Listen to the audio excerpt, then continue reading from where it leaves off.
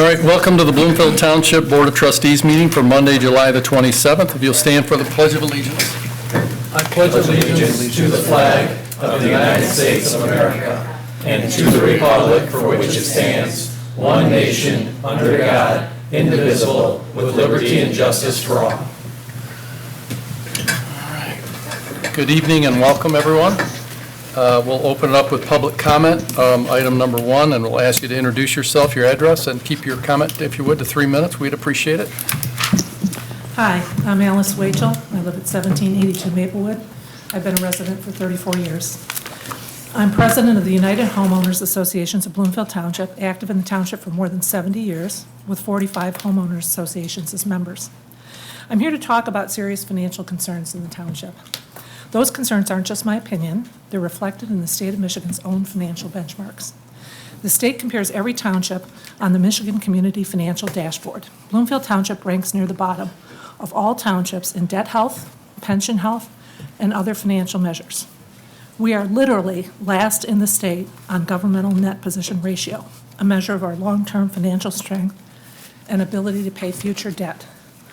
Our retiree OPEB healthcare plan remains severely underfunded. Millions of dollars are diverted out of water and sewer through a variety of transfers. Last November, the general fund was about $16 million short of the cash needed to meet payroll. Yet the payroll was met. To this day, no one has explained where the money came from or whether the restricted water and sewer funds covered the shortfall. Fund positions are not published. The auditors now say that the financial statements inaccurately described how investment income was allocated for years. These are warning signs, not minor issues, yet this board has absolutely said nothing about them. For months, Trustee Mark Antockley has asked the board questions about the township's finances. He's been met with silence, dismissal, and ridicule. After receiving no answers, he submitted a 28-page letter to the Michigan Department of Treasury documenting roughly 40 concerns involving accounting, internal controls, budgeting, legal compliance, and financial oversight. How did this board respond? It didn't. The letter wasn't discussed publicly. It wasn't included in the last board packet, nor this one. Instead, the public had to discover it on bloomfieldtransparency.org, a website created by a resident. Yet, at your last meeting, while those questions remained unanswered, this board was discussing spending $90 million in new township buildings, including approximately $25 million from the capital reserve funds that are questioned in the Treasury letter. Before spending another taxpayer dollar, shouldn't this board first determine whether those funds are there in the first place? Instead of spending more, why not reduce our pension debt and repurpose existing space? That's basic fiscal responsibility. Instead, we're told everything's fine because Bloomfield Township has a AAA bond rating. A bond rating tells investors whether we will repay our debt based on our past performance. It doesn't tell us why one of Michigan's wealthiest communities ranks near the bottom in financial health. The Michigan benchmarks identify problems, and Antockley's letter examines what might be causing them. Residents are paying attention. We deserve answers. This board must discuss the Treasury letter publicly, explain the numbers, and fix the problems before committing money to new construction. If you could wrap it up, please. We're at 3 minutes. Thank you. Thank you. That's the job you were elected to do. Please do it.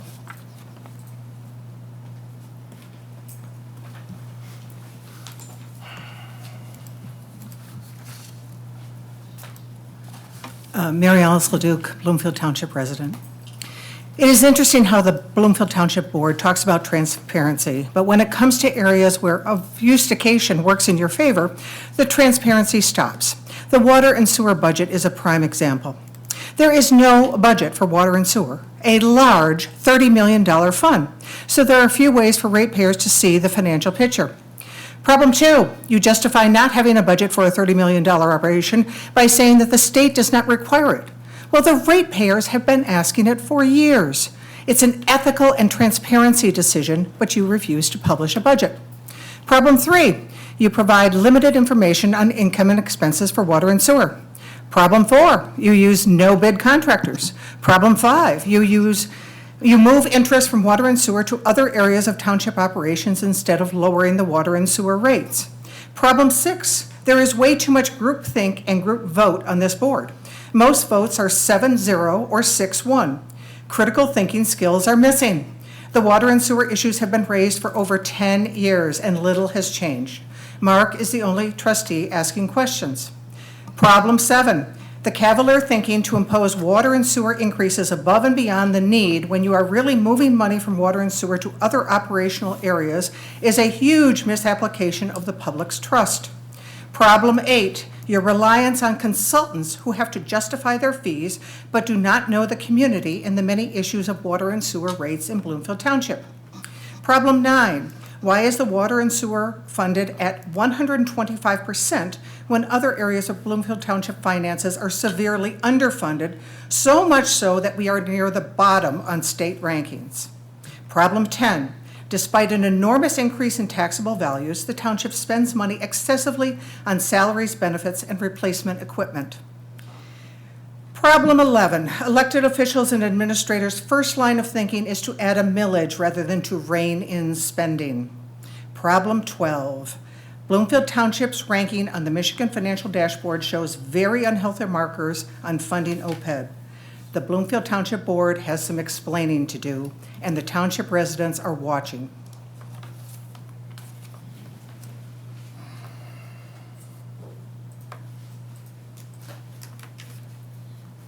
David Thomas, Bloomfield Township resident.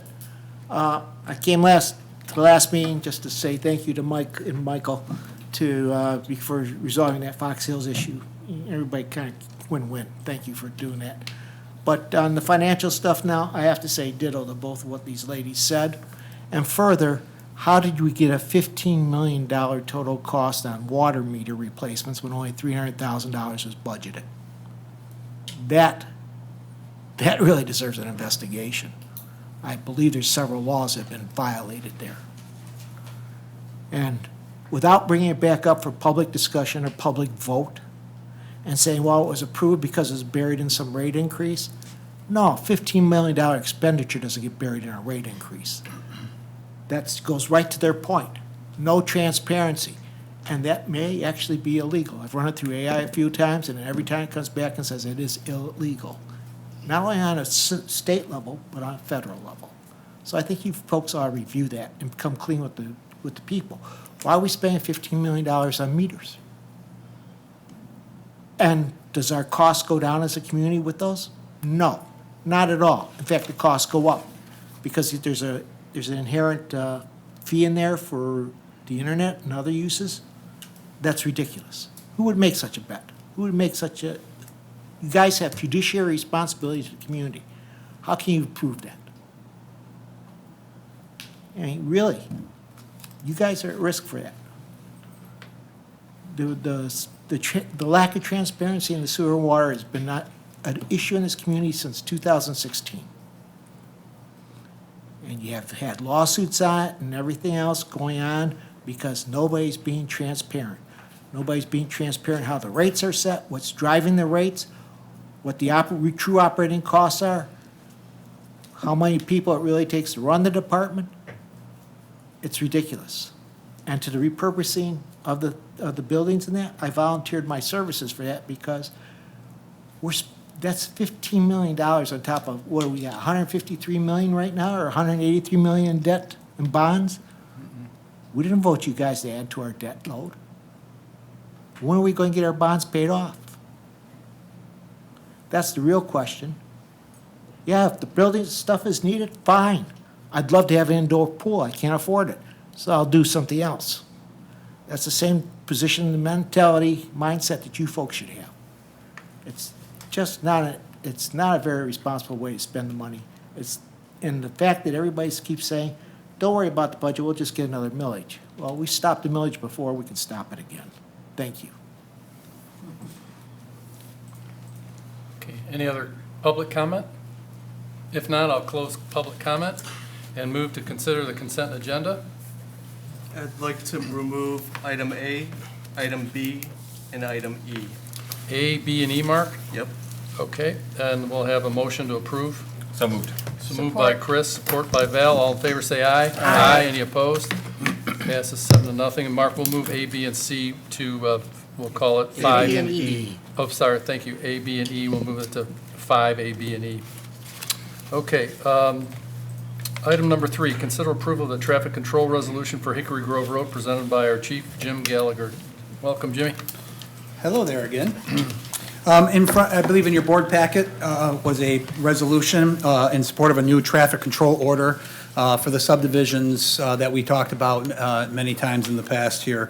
That subdivision would run east of Telegraph, north of Hickory Grove, between Telegraph and Losser, Hickory Grove, and Square Lake Road. As I think I discussed in our last meeting, this subdivision has seen an enormous amount of traffic cut-throughs, with about 38,000 vehicles in just a 3-week period from our own traffic trailer.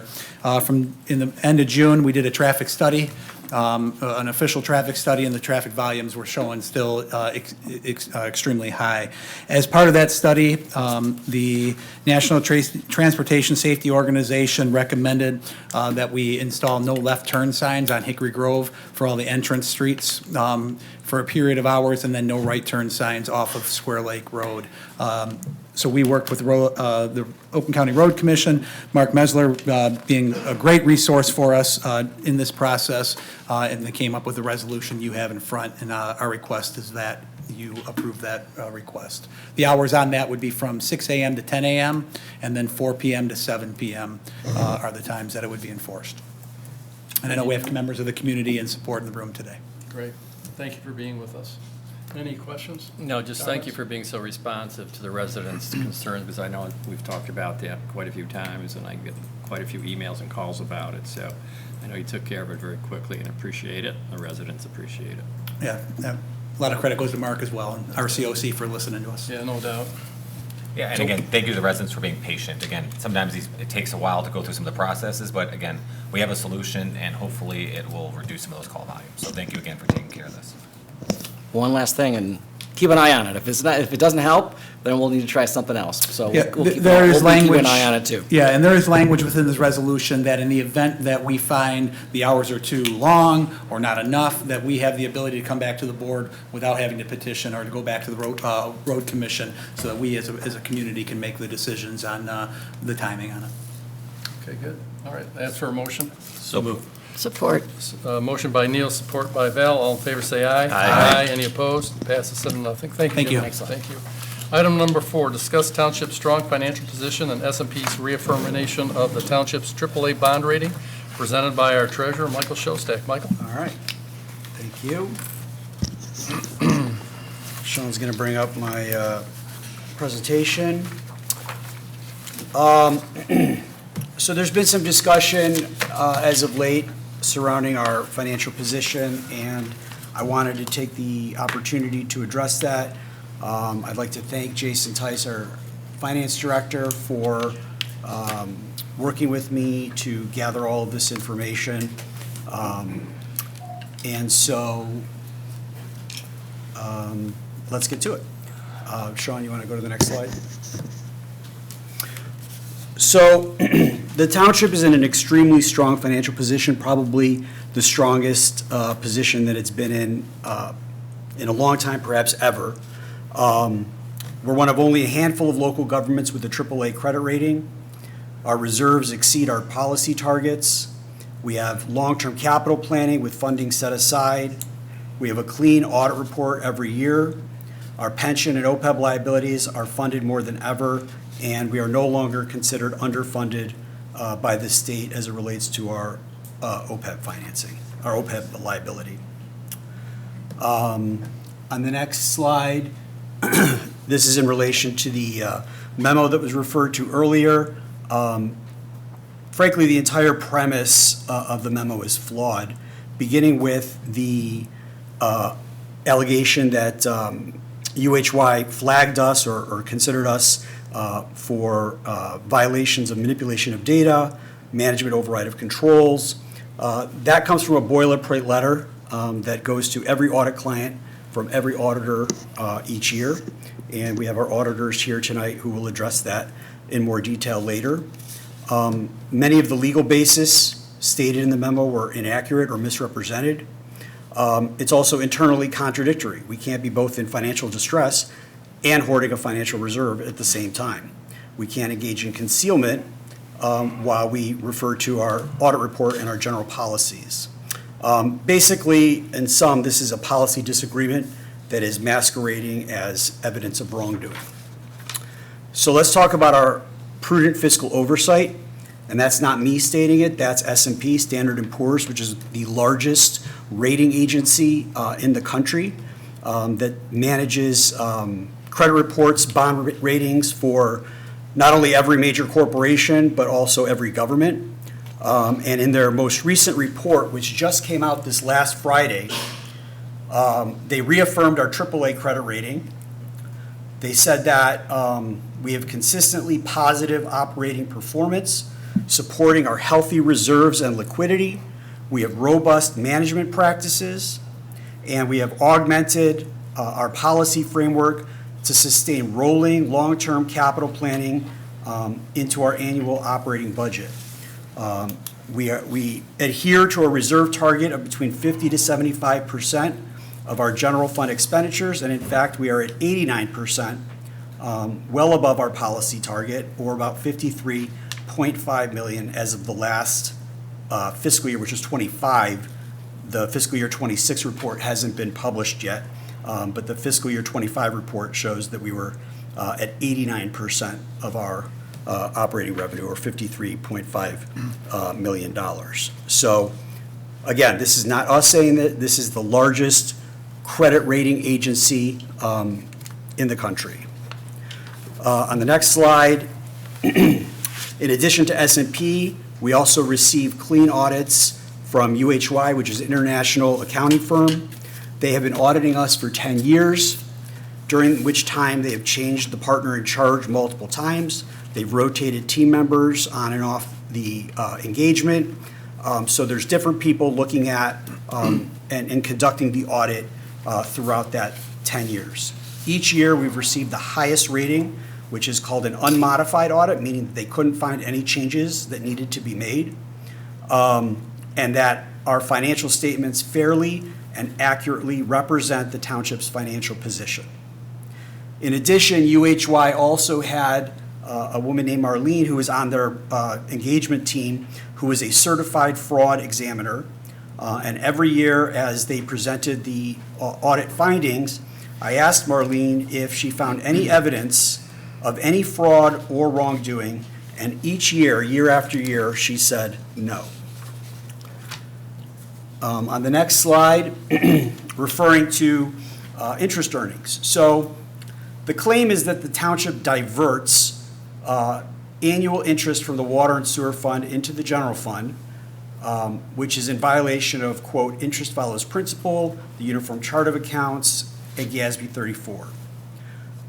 The fact is that we are doing exactly what state law requires us to do. MCL 41.77 subsection 2 states that interest that accrues upon the deposit shall be paid into the general fund of the township. So we are following the statute very clearly on that one. If you go to the next slide, this is a copy of the statute, and I've highlighted there the section that says that the township board may provide by resolution for the depositing of money coming into the hands of the treasurer of the township, and the treasurer shall deposit the money in the financial institution the township board may direct. Interest that accrues upon the deposit shall be paid into the general fund of the township. This is straight out of MCL 41.77, subsection 2 of the state law. Basically, in not so many words, what it's saying is that the township treasurer is responsible for receiving all of the cash coming into the township, all of the revenue, and that as township treasurer, I'm responsible for depositing that money in a bank that is determined by this board, and any interest that accrues on that deposit shall be paid into the general fund of the township. So on the next slide, I reference even more specifically the water and sewer funds. The water and sewer utility is owned by the township. All of the funds of water and sewer are township funds. Therefore, the township keeps all of the interest earned on cash deposits, and according to MCL 41.77, subsection 2, all deposits are paid to the treasurer, and the interest earned is paid into the general fund. More specifically, page 109 of the Uniform Chart of Accounts, which is published by the Department of the Treasury of the State of Michigan, explicitly states that the cash and investments of the Water and Sewer Fund are subject to the requirements of PA 20 of 1943, which is MCL 129.91, and that MCL dictates what I can and cannot invest the cash into, which instruments and securities I can invest in. That's what that is. And it may be included in a pooled cash and investment account, unless restricted by a bond ordinance or authorizing resolution, which we don't have. So according to the Uniform Chart of Accounts, the cash and investments of the Water and Sewer Fund may be included in a pooled cash and investment account. And as I stated previously, all of the cash that comes into the hands of the township treasurer is deposited in a bank determined by this board, and all of the interest earned on that deposit is paid into the general fund. On the next slide, I go into the detail as to where this, quote, interest follows principal, end quote, concept came from. And it comes from a lawsuit that was filed back in 1985 by the Grand Rapids School District against the city of Grand Rapids, where basically they said that the city of Grand Rapids, who collects the school taxes, just like I collect the school taxes for Bloomfield Hills, Birmingham, Avondale, and Pontiac. I collect for 4 school districts, and I turn that money over to them twice a month. That the school district said that we should get the interest on our tax money. And the court agreed, and the court said in its decision that the rule is that interest follows principal and belongs to the taxing body. And so the state updated its Uniform Chart of Accounts to say that, quote, interest follows principal relating to funds that belong to another governmental unit, specifically property tax collection. So when we collect property tax, or when any municipality collects property tax for a different governmental unit, so I collect not only for the school districts, I collect for the county, I collect for the state, I collect for the art museum, the zoo, Huron-Clinton Metro Parks, what am I missing? DIA, I said the art museum, right? The art museum, so it's. Intermediate school district. What? The intermediate school district. The intermediate school district, that's part of the county. Okay. Yeah, so state, county, all of the, SMART, can't forget about SMART. So all of those governmental agencies, I collect the money from the residents, but I turn it over to them because it's their money. They've issued the call for the taxes, so we turn it over to them. But all of the other money that we collect, whether it's property tax revenue for the township, whether it's water and sewer funding, whether it's building inspection fees, anything that comes into the hands of the treasurer is deposited, and the interest is to be paid into the general fund.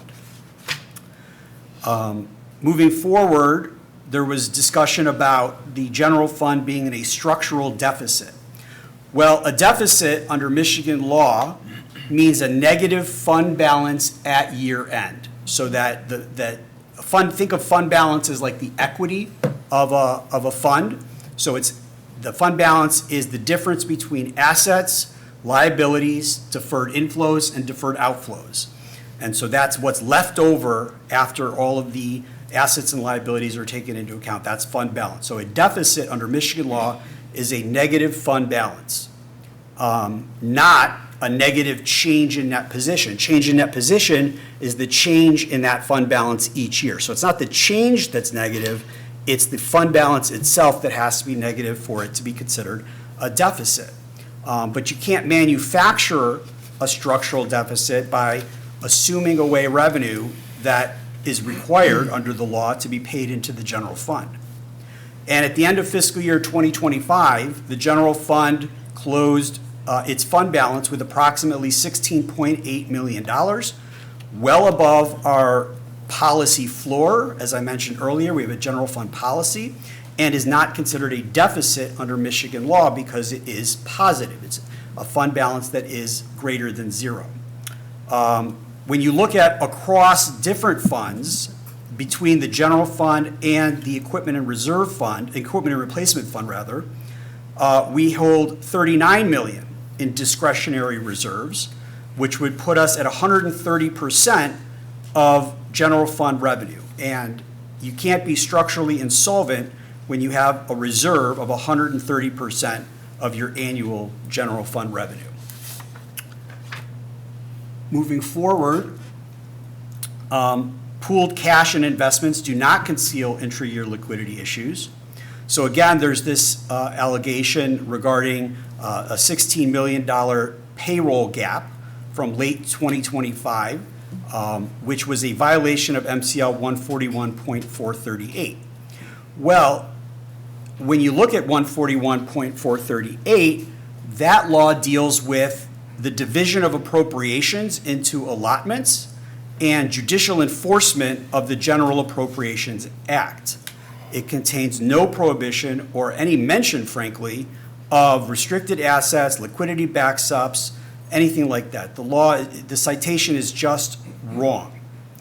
The township's pooled investment account is expressly authorized by the Chart of Accounts and PA 20, which is, again, what I can invest the funds in, so it allows for this pooled investment funds. And the reason that it allows for pooled investment funds, I think, is because when you pool the investments, you can invest in different types of assets that can provide for a higher return. So if we were to divide everything up and have smaller accounts, then you wouldn't be able to invest each of those individual accounts in different type of assets that would provide for a higher yield. So the goal is to provide for the highest possible yield, which is the earnings that we would get from the investments.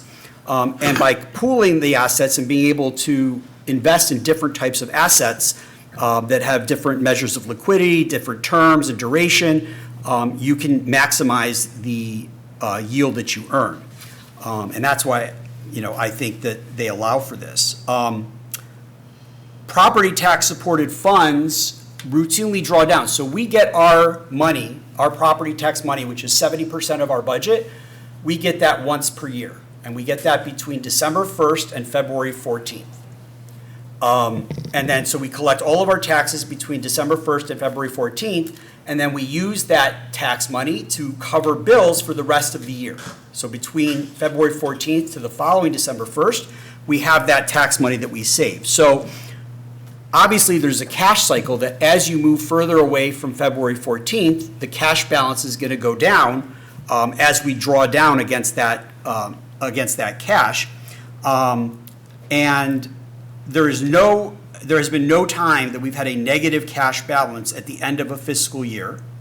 And therefore, there has been no presentation of any negative cash balance or any kind of loan in the annual financial statements, which is the only time that we're required to put a GAAP financial statement together in the generally accepted accounting principles. And while utility cash is not restricted, because a restricted cash means that it's a requirement or a restriction placed by a third party, an external party. We don't have any restrictions on our utility cash by that definition. So utility cash is not restricted. But either way, no utility assets have been expended for any non-utility purposes. Interest is derivative income. It's not actual earned income. So the Water and Sewer Fund has earned income from rates and other fees, but interest is not income. It's derivative income. It comes from holding the cash. I could just as easily take the cash, put it into a checking account, and earn zero on it, and that would be fine because and that cash would be saved to be used on the costs of the water and sewer utility. There's no obligation to put that into interest earnings, but into an interest-bearing account, but we do put it into an interest-bearing account because that provides an opportunity for us to put that cash to work while it's being saved prior to being used for any of the related activities. So interest is a derivative income, not an earned income. On the next slide, you see a schedule that I put together back in January of this year and provided it to the board at the January 26th Board of Trustees meeting. And at that point, I pointed out that you can see that in the December quarter, of both 25 and 2024, our ledger shows a negative cash balance for public safety and roads. But if you combine those two, there's still more than enough cash in the general fund to cover those numbers, so we don't actively do a transfer on the books, because that's all it would be, is on the books. In addition, you see that there's something called the tax collection fund. And the tax collection fund is where we put all of the taxes that we collect into that fund before they get distributed to the various taxing agencies. So whether it's us as our, collecting our own property tax, or whether that's school district money, county, state, whoever I'm collecting for, it sits in that tax collection fund. And then on the distribution date, that money is then allocated out either to our funds, or paid out to whichever taxing agency that money belongs to. And the reason that you see such a large balance in the tax collection fund on December 31st is because we don't distribute that tax money to the taxing agencies until the first or second day of the following quarter. So January 1st obviously is a holiday, so that there's no bank open, we don't transfer any money. But if January 2nd is a business day, it would be transferred on January 2nd. If it's not, whether it's the 3rd or the 4th, whatever the first business day of the next month is, that's when that payment is made. And so the tax collection fund would be drawn down. But of the tax collection fund money, more than a third of it is our township money, is our taxpayer money, which would be distributed out to the general fund, the public safety fund, the road fund, and all the other funds that collect property taxes. And so I showed that because it said, well, December 31st is the end of the quarter, and that's when we have to report, but the money doesn't get distributed until the beginning of the following month. So if I were to add columns to this chart that showed January 2nd or January 3rd, you would see that $42 million spread across the general fund, the public safety fund, and the road fund. So that cash is there, we're holding it. It's just by nature of the way that the state does their distribution dates, it's on the beginning of the month rather than at the end of the month. It would seem more logical to do it at the end of the month so it comply with quarterly reporting, but the state, doesn't always do things logically, and so the tax payments are distributed at the beginning of the following month. But when you look at the total major funds, which are the general fund, public safety, road fund, tax collection fund, you see $47 million in cash at December 31st, 2025, $42 million at December 31st, 2024. So there is no cash shortfall. We're not bouncing checks. We're not, all of that cash is there. It's just by nature of the construct of the accounting and the fact that the state doesn't distribute that tax money till the following month, it's sitting in the tax collection fund rather than in the public safety fund. And you see in the green box there, the water and sewer funds, that those are completely separate from any of the governmental funds. Governmental funds are funds that are our money and that are being used for governmental purposes, so that's basically funded by tax money. And you see that there's $78 million in governmental funds and $16 million in water and sewer funds. So there is more than enough cash in the governmental funds to meet all of our obligations. There's nothing being touched from the water and sewer fund. And as I said, this was presented and discussed at length at the January 26th board meeting this year. I encourage you to go back and watch that video if you need a refresher. Next slide, please. So the state has determined that our OPEB is no longer in underfunded status. The Michigan Department of Treasury reviews our annual report for the retirement systems, both the pension fund and the OPEB fund, applies their assumptions, and then makes a determination as to whether or not we're considered underfunded according to Public Act 202 of 2017, which was the law that came in that mandated that we had to get to 40% funded status, or that the percentage of our ADC exceeded 12% of our revenue. And so the state has their assumptions that they use. They take our data that we provide on Form 5572, and they determine whether or not we are underfunded. If we are underfunded, which we were for a few years, the Municipal Stability Board, which was created by PA 202, would review and approve our corrective action plan. And that corrective action plan would say, what are we doing proactively to increase the funding level of our retirement funds? And so in 2025, Treasury determined that we are no longer in underfunded status in our OPEB plan, and that therefore no corrective action plan is required from us. And so that was the State Department of Treasury that determined that.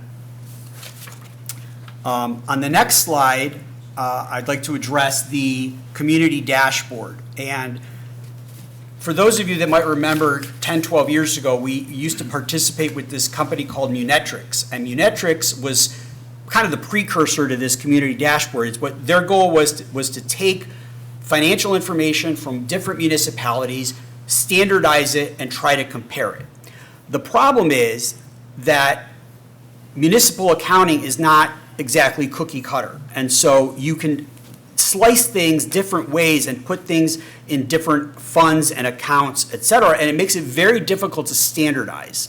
And so, for example, we keep cash in marketable securities. And marketable securities means bonds, CDs, things like that, that are not considered cash or cash equivalents.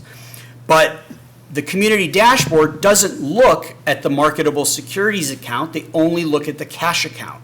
And we try to keep as much of our cash in marketable securities because that's where we're earning the real return, is in marketable securities, in our bond portfolio, in our CDs, in our local government investment pools.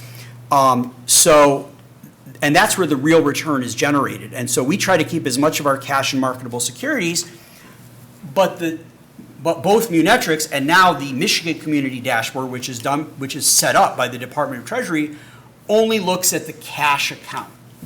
It does not look at marketable securities, so it's leaving out the bulk of our resources because they're not being included in that calculation. So when it's trying to standardize, it's actually doing us a disservice because it's not comparing apples to apples as you look across different municipalities. In addition, we have a separate public safety fund. We also have a separate road fund, which many municipalities do not. In many municipalities, the public safety activities and the road activities are put into the general fund. They only have one fund that they keep track of everything in. We do it separately.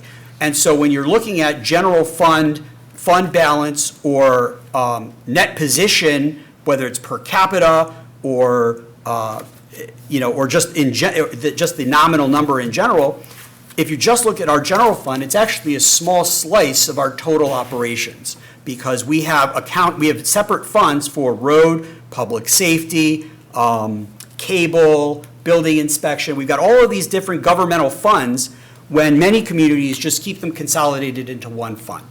And so again, you're not comparing apples to apples when you're only looking at the general fund. What's even more important, I think, to note is that the community dashboard is comparing us against all of the other townships in the state. And the vast majority of the 1,000 townships in the state of Michigan are small and rural. They don't have many employees. They don't do very many things in terms of government operations. Most of the small townships, when you think of up north or in the UP or the western part of the state, all of these small townships, their counties provide all of their services. The townships themselves don't provide the services, so they don't have very many employees. They don't have a big budget. For example, Southfield Township. Southfield Township, as you might know, on our southern border, consists of the villages of Franklin, Bingham Farms, and Beverly Hills.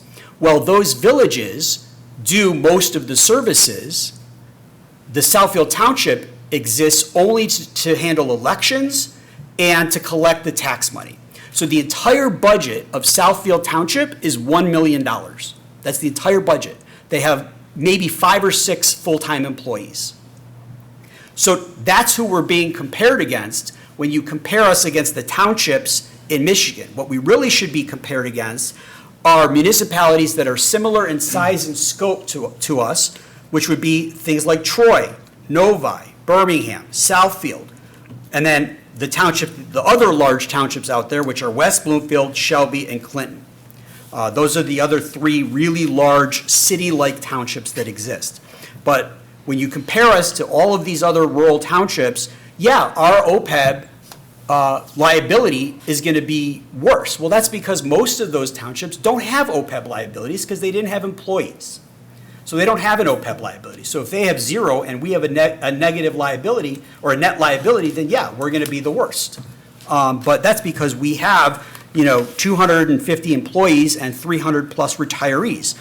Most of these communities don't have any of that. And so it's really a flawed comparison to try to use, we have told the Treasury Department this, we told Munetrix this in the past, and they're just tunnel vision in how they do this. They want to say, you're a township, you get compared to townships. And so that's really it. So between the different methods of accounting and the different ways to organize your funding, and also the fact that we're being compared to these rural townships, the Michigan Community Dashboard is really not worth much of the salt that that it purports to be. So just to summarize and to close this out, before I call up our auditors, if you go to the last slide there, Sean, thank you. So who really has credibility on all of these issues? Who can speak with conviction about these issues? Well, S&P Global Ratings, as I said, is one of the top international rating agencies. They look at financials for every government and every major corporation in this country, and probably the world too. But they are the top credit rating agency, and they give us a AAA credit rating, which is one of a handful in the entire state of Michigan that a local government has a AAA credit rating. Oakland County has a AAA credit rating. Okay, the state of Michigan is not even a AAA rated state, but we are a AAA rated local government because of all of the things that they review in our financials and in talking to us, going over our long-term planning. And I quoted before in an earlier slide what they've said about us. So, and as recently as last Friday, they reaffirmed our AAA credit rating. UHY, which is an international accounting and audit firm, they have reviewed our financials and conducted our audit every year for the last 10 years, and we always receive the highest rated audit, an unmodified opinion. Milliman is our nationally recognized actuarial expert that we rely on to go over our OPEB and pension liabilities so that we properly manage that and we can properly fund it, because they tell us where we stand and how much the liabilities are and how much money we need to put in to manage those liabilities. We've had two law firms in the last 20 years, Seacrest Wordle and now GMH, who are experts in municipal law. They know this stuff inside and out, and they've advised us and have reviewed our procedures and our policies. Raftellus, which is an expert in utility rate setting, they have looked at us and said and seen how we've set our policies and advise us on how to set our rates. Somebody mentioned before a lawsuit. Well, we were sued about 10 years ago for our rate setting policies, and the court found in our favor, and that demonstrating that we follow not only state law but best practices in rate setting. That case, we were found completely not responsible, or whatever it's called, acquitted, or I don't know, it wasn't a criminal case, but what's the term? Vindicated. Vindicated, thank you. We were vindicated in that. Maximus is our cost allocation provider. They're an expert in allocating costs across different activities and different departments. The Michigan Department of Treasury, which reviews our annual audit and also reviews our documentation to make sure that we are not underfunded in any of our retirement liabilities. And as I said, in 2025, the Department of Treasury said that we were no longer underfunded. Jason Tice, our finance director, is a certified public finance officer, one of only a handful that has that designation in the entire state. And it's very rare to find somebody with that designation working for a local government. Most of them either work for the state or for a county like Oakland County, which is a large county and a very complicated one. So the fact that we have a certified public finance officer here as our finance director is a real blessing for us. Supervisor McCready, who served on the Appropriations Committee in Lansing, he's very familiar with budgets and how budgets work and setting budgets. Myself, 2 advanced degrees in finance, Wall Street experience, corporate finance experience, and a former finance professor. So I know the ins and outs of both finance and accounting. And I wanted to highlight Neil Barnett, our trustee who's been on the Board of Trustees for 25 years and has worked through 4 different supervisors, 4 different treasurers, and 2 finance directors. 2 finance directors, and only 2 clerks. No, 3 clerks, 3 clerks, 3 clerks. Wilma, Jan. Right, 3, okay. But 25 years of service on the board, constantly looking at our policies, reviewing our financials, and so I think that it's important to note that that level of continuity and that level of experience with our financials provides you with the credibility to speak about our financials. So at this point, I want to call up UHY, Amber and Josh. John, not Josh, okay, John. And they would like to speak to a few things. In your packet, you should have received a letter from them. And they wanted to come and provide some additional color. So I'll hand it off to you guys. Yeah, so my name is Amber Sutter. I'm the engagement partner. I was on it this year, this undergoing, and then last year as well. So I just wanted to give you a little bit of background on what an audit is and kind of what we do, right? So our objective is to obtain reasonable assurance whether or not the financial statements as a whole are free from material misstatement, whether it's due to fraud or error, and in accordance with GAAP. Reasonable assurance is a high-level assurance, but it's not absolute, right? So there could be some things there that we didn't catch in our audit procedures. We perform our audit in accordance with our generally accepted accounting standards, and this includes providing professional skepticism and maintaining professional skepticism throughout our entire audit.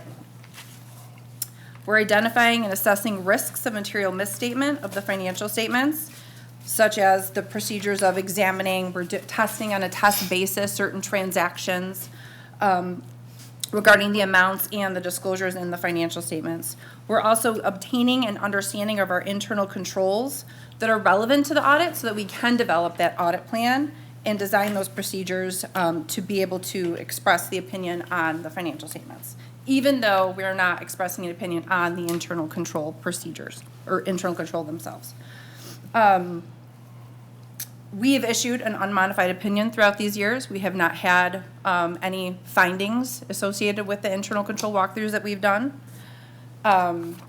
In the letter, they had talked about the risks that are identified. So we always have to send out a letter to those charged with governance.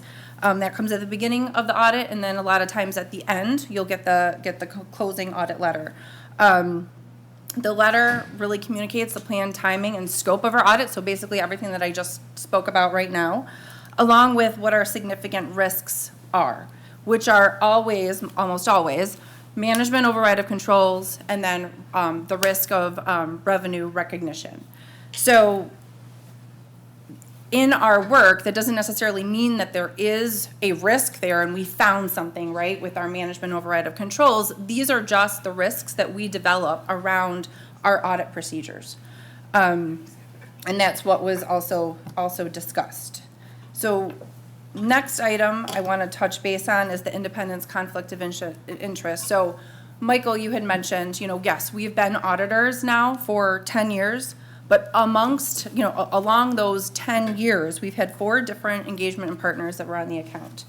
Behind the scenes, there were 3 different quality review partners, and they come in at it totally, not related to the engagement. They're looking at our significant assumptions and our conclusions on all of the work that we did and making sure that, everything was good and there's no holes or flaws in the work that we did. We've had no issues there. In addition, our firm is subject to periodic peer reviews and internal inspections, so that also helps kind of make sure that all of our procedures and our internal processes are working correctly and there's no issues there. So I wanted to just make sure that everyone is aware of, there really isn't a conflict of interest or an issue of self-review. There's a lot of self-review, there's a lot of, quality control reviews that take place and procedures that we have in process. The next item I wanted to discuss was the forensic audit. In our opinion, in the things that we've done in our findings and our audits, there's nothing to indicate that, no matters that came to our attention that would indicate that we would need or recommend to have a state-led forensic audit. Lastly, the investment policy, which was a topic of conversation. We agree with everything that Michael has said up there. There was a sentence in the footnote that was not updated through the years, which is going to be updated this year. I'm not, denying that by any means, but the financial statements are the townships, and, we all looked at those statements, and we all ticked and tied every number, and we did all of our auditing procedures behind that, and one sentence was not updated, which we're going to get that corrected. But, just generally speaking, the policies and the internal, policies that have been set up by the township, we are in agreement with how they're allocating the interests, and we find no issues with them at all. Does anyone have any other questions on anything? I do. I'm here for. Was the inaccurate statement over all years? I'm sorry? Was the inaccurate note in the audited financials incorrect for all years? I would have to take a look back, but I know for the past 2 years, I believe it was in there. Okay, I would like to know why the 2018 investment income was $70,785. The 2017 was $128,037. The 2016 was $45,328, and the 2015 was $48,163. Those are all considerably higher than it is now, and at a time where investment was significantly lower. Cash in bank was getting less than 1%. Bond returns were significantly lower, and those numbers are there. I would also, so did you look at those numbers or no? The numbers that you just said? No, I mean, without having all the financial statements in front of me and taking a look at So what you the didn't investment- evaluate when the policy, if a policy changed? Based off your questions. 2018 or prior? Yeah, I mean, based on what you're asking me is why the numbers changed. Is that what your question is? Or is the Yes, question? it seems like when the did the township- investment policy change? Yeah, so I mean, if there was a note, it looks like there was investment income. That would mean there was a policy change, and you haven't identified any of that in your response. At the end of the day, you have a lot of things. There were 40 things, I believe, in your letter, right? A lot of those items are outside the scope of my financial statement audit. As I just explained, the work that we go through and what we look at, right? So whether or not there was a policy change back in 2018, 2016, I'd have to go back and look through my audit files. But off the top of my head, I do not know. Okay, because if the requirement is that there's no policy and they can keep the money, and there's clearly was a policy, then the items weren't checked.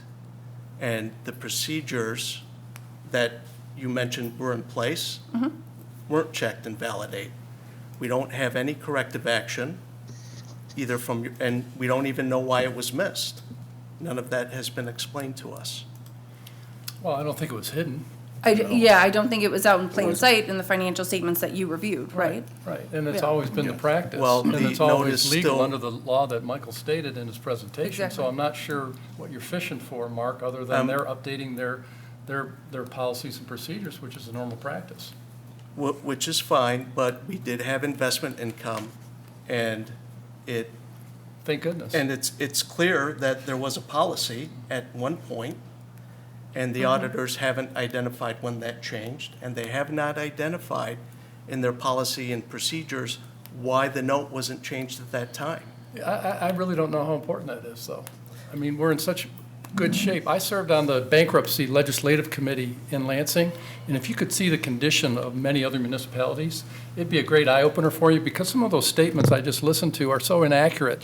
You really got to go look at other communities, other townships. There's 1,800 municipalities in the state of Michigan, and I think, Mark, in your letter, you quoted we're at 89. I'll take it. Well, I'll let's- take it. And if you want to go on a fishing expedition, you're good at it, keep going. But Jason, will you come up for a minute? I got to ask you a question about our Well, debt. I'm not Mr. done Thomas- asking Amber Well, hang on just a second. questions. We'll come right back to you, okay? Because I want to clarify something. Jason, will you come up here for a second? I'll come right back to you, Mark, okay? Jason, Mr. Thomas mentioned we have, what, $183 million worth of debt? Can you clarify our debt and where it stands today? We. And take out, use SADs too, because SADs represent, what, about $43 million? Yeah, and the number I'm thinking of off the top of my head, which would exclude water and sewer debt as well, is before even backing out the special assessment road bonds, I want to say it's 92 million.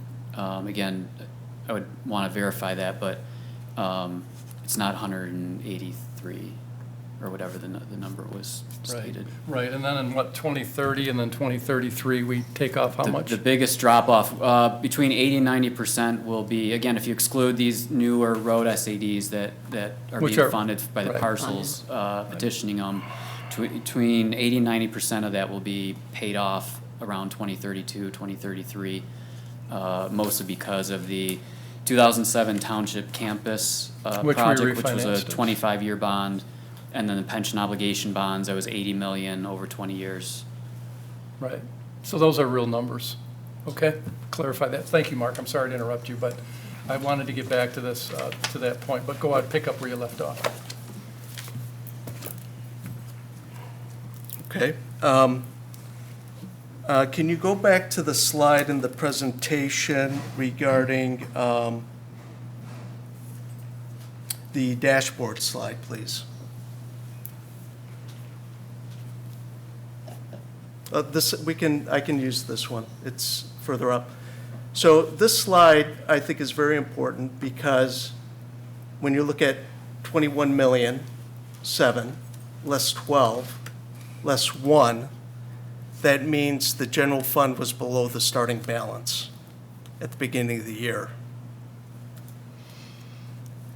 And the township board was never notified. What are you talking about?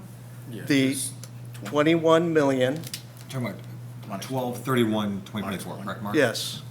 So if you subtract those numbers out, that means the general fund, which is the only fund that can be used to make payments for public safety and road, was below 16 million. That's our starting balance. We were at a negative balance 2 months at this point. If you backtrack 2 weeks and you pull out the expenses, we're still below the 16 million.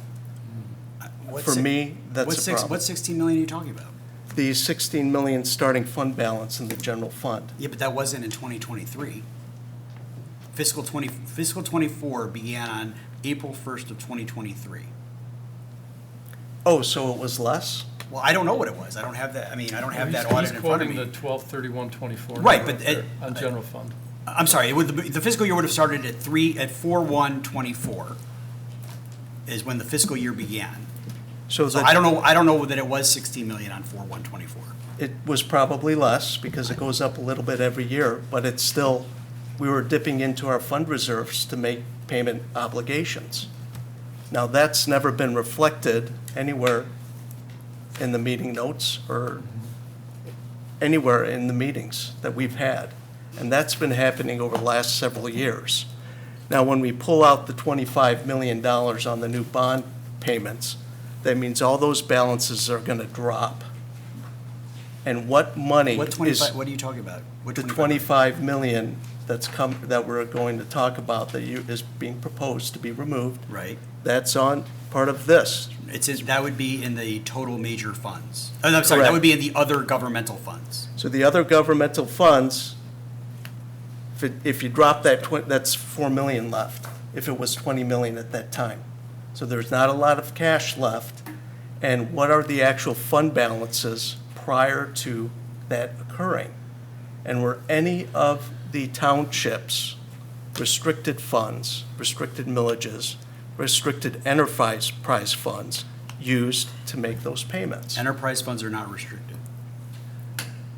But you're talking about the millages for public You're safety. talking about and public road safety funding. and roads? That's Road. restricted. Those are restricted. Yes, and so is safety path. Safety path. Sure. yeah. So isn't the cable, No, cable doesn't get No. tax so money. the PEG fees are not restricted? Well, But they're- PEG fees are it's- restricted to capital expenses only. The building inspection, those are all fee-based, that's restricted. It's not restricted. No. So then why do we have 4 million in it? 4 million in what? The fund balance? The fund balance is 4 Because million. we never used it up. It's reserve. Well, it's been going up in the last 5 years. And it went But- down for many years during the recession. Right. And so we're leaving it in there in Yeah, case we property do it, taxes took in a case big we do hit. up in, it- So well, you're the issue charging- is that, is if we go into another recession where there isn't home building and there isn't construction, we're not gonna have all that permit revenue. Right. And so that's what it's there to cushion. And it's also there to cushion the general fund until we collect taxes. And No, the general fund has $21.8 million in it. So At where- 12/31/24, where did the funds come from to pay public safety and road? out of the general fund. Correct. So you went into a negative balance position. The Board of Trustees. Where's were- our negative balance position? What are you talking about? 21 minus 12 is what? 9, 9. 20 minus an additional 1. 8? Okay, what did the township start with? I don't know what it started with on 4/1/24. Okay, if it started with 14 million, that means you're dipping into the beginning reserve. Well, if it started, well, first of all, you're confusing two different things. You're confusing fund balance with cash balance. And if the cash balance, let's just hypothetically say was 14, and I don't have that number with me, but, actually, you know what, I probably do. Because this audit would show the 24 numbers. But it's higher, at 12/31/24, we had $21.8 million in cash in the general fund, and then that's more than enough to cover the public safety fund and the road fund for 2 days until the tax collection fund distributed the tax money. Right, because And Michael I'm- explained I'm earlier not- that on January 2nd or 3rd, whatever the first business day is, there is an influx of cash, and And it's not I'm represented on not the 31st. disputing that. What I'm saying is, we're dipping in to reserves during the financial year for the general fund, and the Board of Trustees was never notified. No, I don't think that's But- accurate. Jason, can you come up to the microphone, please? I think we'll have to go back and We're, revisit this. we're using cash balance that's on our balance sheet to cover the payments until the next year's taxes get paid. That cash is there. But as soon as the bills go out, we start getting paid right away. People start coming in right away. Jason, can you help answer Mark's question? I know we've answered this before, but let's revisit it. I can try. So I agree with everything the treasurer has been saying. The only thing I can add is I think there's just confusion on difference between cash balances, reserves, fund balance, fund equity, net position, and when is the proper time to record those things. And I can just say, and I'm sure the auditors can back me up, that the regulations and GASB requirements and GAAP are only concerned with making sure at your fiscal year end, you are reporting your activities for the year in entirety in the way that they want it presented.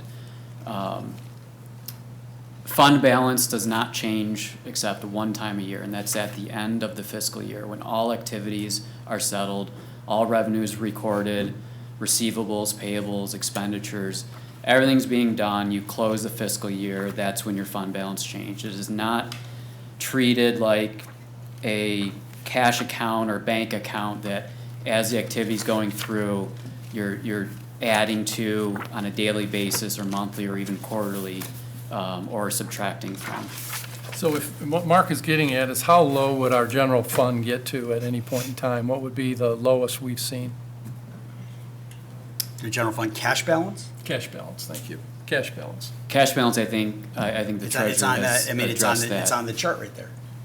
That's the, on December 31st is Well, gonna. let's tell the audience what that number is. Well, okay, so if you look at quarter by quarter, it went from 21 to 30 to 16 to 17 to 23. That's the cash balance at Right. each quarter end in the general fund. Right. That's as low as we've had.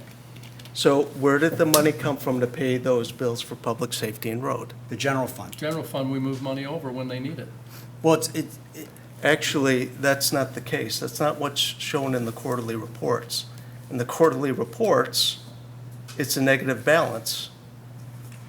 there is no For negative public balance. safety. There's no negative balance on the quarterly report. So unless there's Trying to think. The a quarterly reports receivable don't show and pay- the quarterly reports don't show cash balance. It shows, Fund balance. no, it doesn't show fund balance. It shows the income and expenses as compared to budget. It's a budget to actual report, which is what is required for us to, as a board, review every quarter. Budget to actual. Would Mark be looking at the fact that we have to move money over, so he's looking at the negative until we move it over, maybe? I don't know what he's looking at. I'm telling you, this is a cash balance chart. This is not part of the quarterly report. The quarterly report is a budget to actual report. It shows what we've collected and what we've spent as compared to our approved budget. I'm just trying to figure out where he's seeing the negative, though. Well, the negative 12 million. That Right, means but if there's they have a more than- negative there- 12 million, that means they got a loan. If you have a negative $12 million balance, that it means came from a the general loan. fund. It came from, the general fund and the rest of the governmental funds have more than enough cash. Did you take it out of the general fund in the quarterly report? The quarterly report is a budget to actual. It is not a cash report. It is a budget to I actual. have no idea how that 12 million was paid, and you can't explain to me where that cash came from. How many times can I say it? I think over you and are over. explaining you don't agree with it, Mark. I think, just to clarify, this is gonna be a little bit more technical, but essentially, that 21 million is a pooled cash account. So between those three funds, you can use those funds anywhere, right? So essentially, as of year end, they're owed that much money from the pooled cash account. It's all shared. As what I'm seeing, it's clearly positive as of 12/31/24 and 25, because you have to take out those two negative balances. That would give you your cash balance. Now, your change in net position, your actual fund balance, that's not really associated with what you're seeing here. That's a whole separate schedule. Now, your quarterly reports, from what I'm hearing, are your, like, expenses and revenue only. So this is a balance sheet only schedule. So this is not even related to your quarterly reports, Exactly. just to clarify. Right. So, Right, this is an overview. So, but again, what money are they allowed to use? they're allowed to use anything in the pool cash account. So they can use water and sewer to pay it? No. So the general fund has. Well, wait a pool minute, cash you have to account. clarify well, that. yes. He's talking about interest from water and sewer. I We're not, believe. well, no, we're not No. talking about interest. We're talking but about cash. Cash, yeah, they're. Yeah, they're- it is township, water and sewer funds are not restricted. They are township cash. Any township cash can be used to satisfy the bill. That's the simplest way to put it, but we don't need to, because there's more than enough cash in the general fund Right. and to cover it. So that's why I highlighted the water and sewer Is funds. that a true separate. statement? Water and sewer can be used to pay public Pool cash safety? accounts can be used to fund these insufficient fund balances I'm seeing up here, yes. And just So to water further, and sewer can be used to pay for public If they're safety? included in the pool cash account.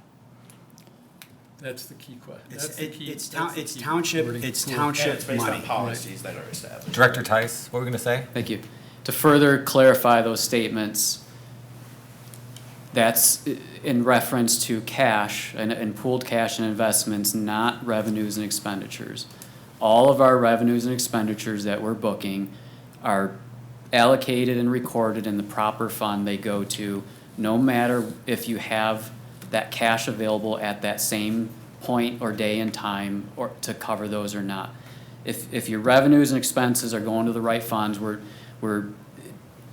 you can have the cash coming out while it's being floated, but each fund has its own revenues being recorded in and expenditures. So water and sewer is not recording in its ledger expenses of the general fund. You won't find wages or benefit costs from a police officer in the water and sewer fund or vice versa. Okay. And then I want to clarify one other thing. Mark, can I take a break from this for a minute? Sure. Okay, thank you. Noah, can you come up for a second? Mr. Thomas made a comment about the cost of the water meters. Maybe you have that, or Jason has it. I think Mr. Thomas said that we spent $15 million on water meters versus what, 300,000 you said was voted on? I'll have to do an overview of the project, but it's not near 15 million. We were kind of batting it around back there. I'll do an overview of it and a project overview for you.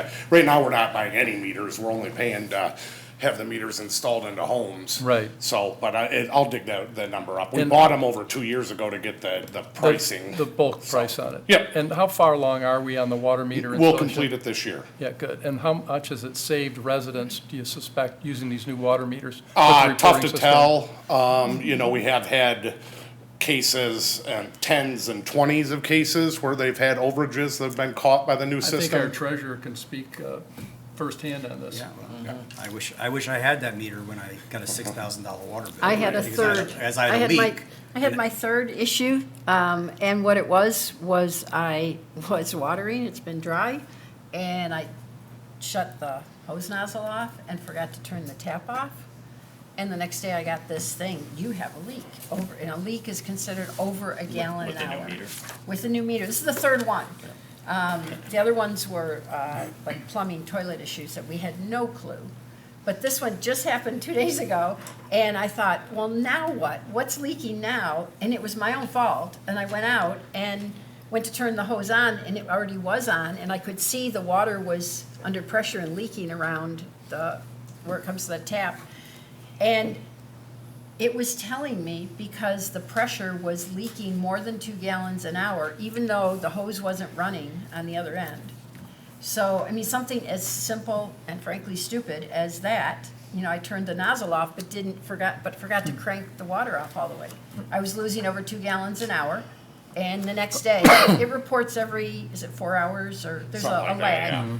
The next morning, it says, you have a new leak, and I was like, really, the third one? But Okay, well, those thank add you, up. Val, thank you, and no, thank you, so we'll get. And it's really the Dave, we'll accuracy of the correct that. reading. We'll get that corrected for you. Okay, thank you. Thanks, Noah. Any other questions for our Yes, yes, I do. UHY? UHY questions, Mark? Yes. Okay. The Uniform Chart of Accounts, we first heard water and sewer was an enterprise fund. Now we're saying that it's a pooled cash. That's two different things. Two different things. And the township can use the water and sewer cash to pay any bill they want at any time. If it's in a pooled cash account, the money can be used anywhere, yes. Go ahead, Mark. Go ahead. Tony, do you want to answer? Yeah, I just want to make sure that we clarify, because that's an attempt at a trick question, and it's not availing in any way. Like, the water sewer fund will be closed out with every single penny allocated to the water sewer fund. All of its revenue will be properly used. Some of the money from it is put into the pooled cash account, which is a totally separate and distinct thing, solely for purposes of making sure we maximize our investment on all of the cash that the township has. But water and sewer funds, the water sewer fund will never be used for general fund expenses, period. And we've said that many times. And under GASB 34, enterprises funds, those are allowed to be pooled and invested separately. So we have, in our OPEB documents, water and sewer is considered an enterprise fund. Yeah. Building inspection is considered an enterprise fund. And cable. No, that's it's- part of our general fund. Government, it's a governmental fund. Yeah. Yep. Then why is it considered an enterprise fund on OPEB? It says it right on the OPEB Milliman report. I think you might be misinterpreting it.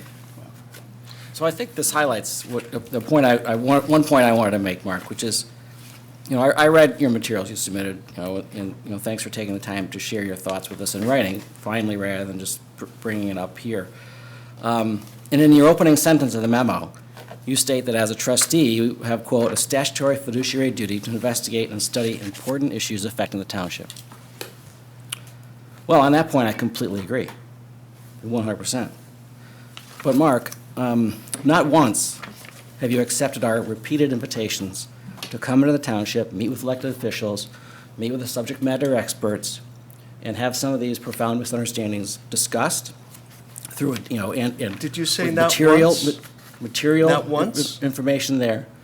Not once have you accepted our invitation to come in and I discuss have these come things. in and I have discussed things with you, and I've asked you questions. Your particular concerns at the moment. What I'm talking about is an opportunity to come in and meet with the treasurer, meet with the finance director, meet with other people, and talk about these sorts of things in detail, so we don't have to just debate about what the definition of certain financial words are. But let me say, the invitation still stands. We'll spend time with you in the office to discuss these questions anytime that you can fit in, that we can all work out.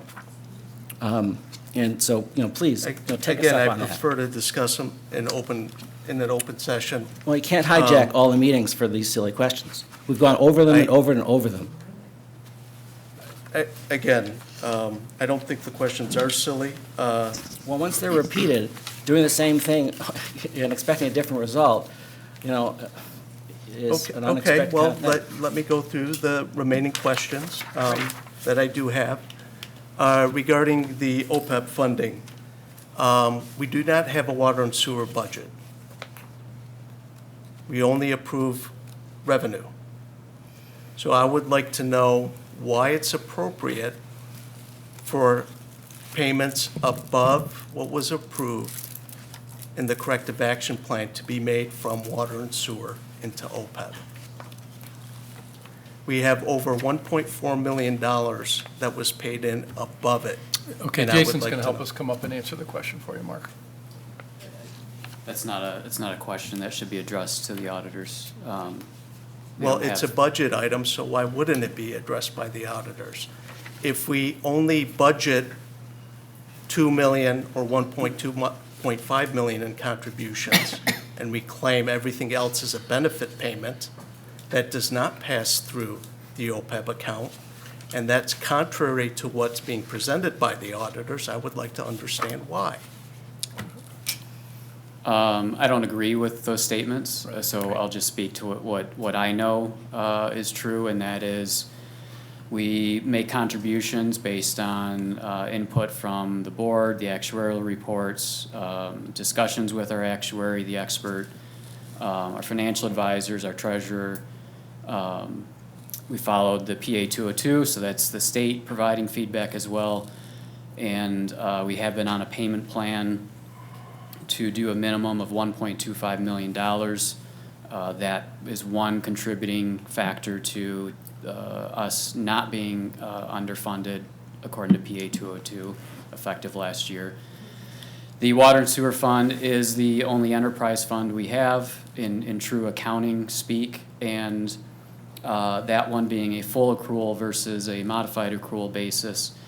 That one we would have to follow for actual contribution of new funds into the trust, the amount of the ADC that is actually in that plan for, and so that was $50,000, I believe, the last couple of years, and the most recent fiscal year, I think the actuarial report said 0, so there was no contribution. So beyond that, I don't know. We've discussed this multiple times as well, and I don't know where else to go with that. Jason, wasn't the corrective action plan that we were under inclusive of both the $1.25 million cash contribution to the trust, but also contingent on us continuing to fund the benefits out of the operating budget, so that that $1.25 million would continue to grow the trust rather than depleting it through the benefit payments?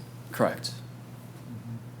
Unlike the pension fund, where the pension fund benefits are paid out of the pension trust because that's pretty close to fully funded. Right, and when we were in the legislature, part of Governor Snyder's initiative was to help the OPEB we started this dashboard for all communities, and we had the grand bargain back in 2013, and just to kind of reminisce a little bit here, the city of Detroit needed help with their pensions, and they had thousands of people on pensions, but they weren't big pensions. Most of them probably $25,000 a year, but they had no money set aside for the health care, and that's a big issue for people to have that health care. And so when they started looking across the state and looking at communities that didn't have money set aside for pensions, much less OPEB, we realized the state's on the hook for all the pensions. If you read in the fine print of the state constitution, the state guarantees all municipal pensions, but they didn't guarantee OPEB, the benefit side. So the idea was we have to start putting money aside. Many communities, like the township, like the city of Bloomfield Hills, bonded for their pensions to get up to speed.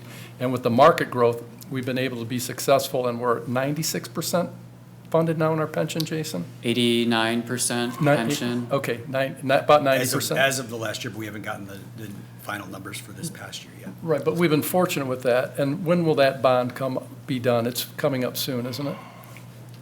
Well, the 2032, pension bonds, yeah, right. 2032, 33. Right, but the OPEBs are different because this is healthcare benefits, and probably back whenever we were doing it on a day-to-day basis, paying it. But now, because of the market and the investing, and we've had the cash flow, we've been able to get our OPEB up to 39% funded? Most recently, 36%. I think it's going to be jumping up from the prior year at 29 or 30. Okay, which is a big increase. And remember, every year, we have a handful of retirees that add to this cost that we have to adjust for, which makes it harder to keep up, right? And the township got out of the pension business back in, was it 2005? And then... Pension 2005, 2011 was retiree healthcare. Right, right. And so, having served on that legislative committee, and at the time we kind of went by different communities, our community is in such great financial situation. We're very fortunate because of the high values we have. But there's many out there that are still struggling to get by, that are still under state oversight, and they will be for some time. And again, I'll remind you, it's the state that's on the hook for these pensions if a municipality can't pay them, but not OPEB. So kind of just give you a little background of why we got there. And in 2017, that's when we voted in, what was it, PA 202. So kind of lived it, saw it firsthand, and go to Lansing, try and fight for money for Bloomfield Township. When we're in this kind of situation, it's very difficult, because you have to help out these other communities first and foremost. Okay, so this is from the actuary report on the township website. In the financial year ending March 31, 2021, the benefit payment for water and sewer was $285,881, but the contribution was $530,249.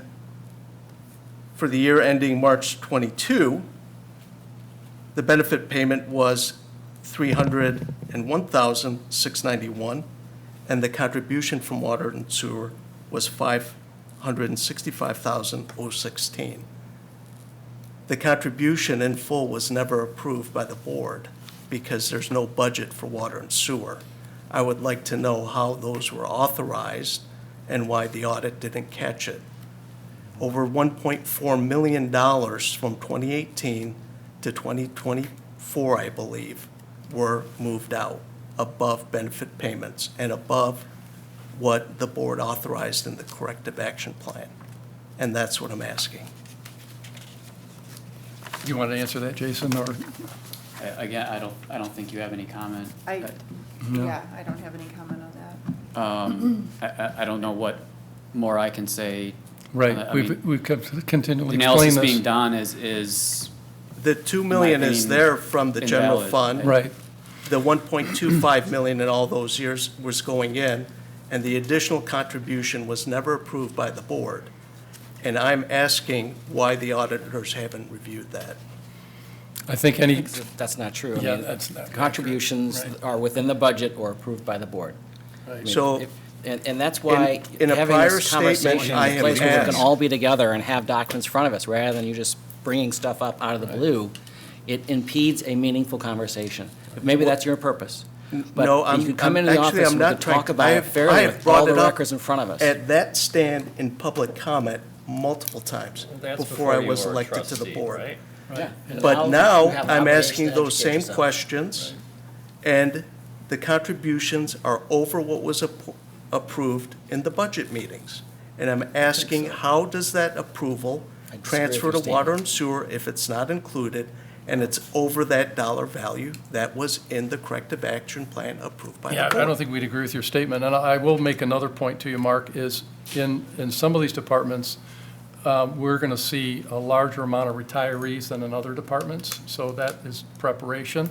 But also, Noah, would you say since January, well, let's just use January because we're crossing over fiscal years, how many water main breaks have we had, do you think, in the township in the last 7 months? Because this is very costly.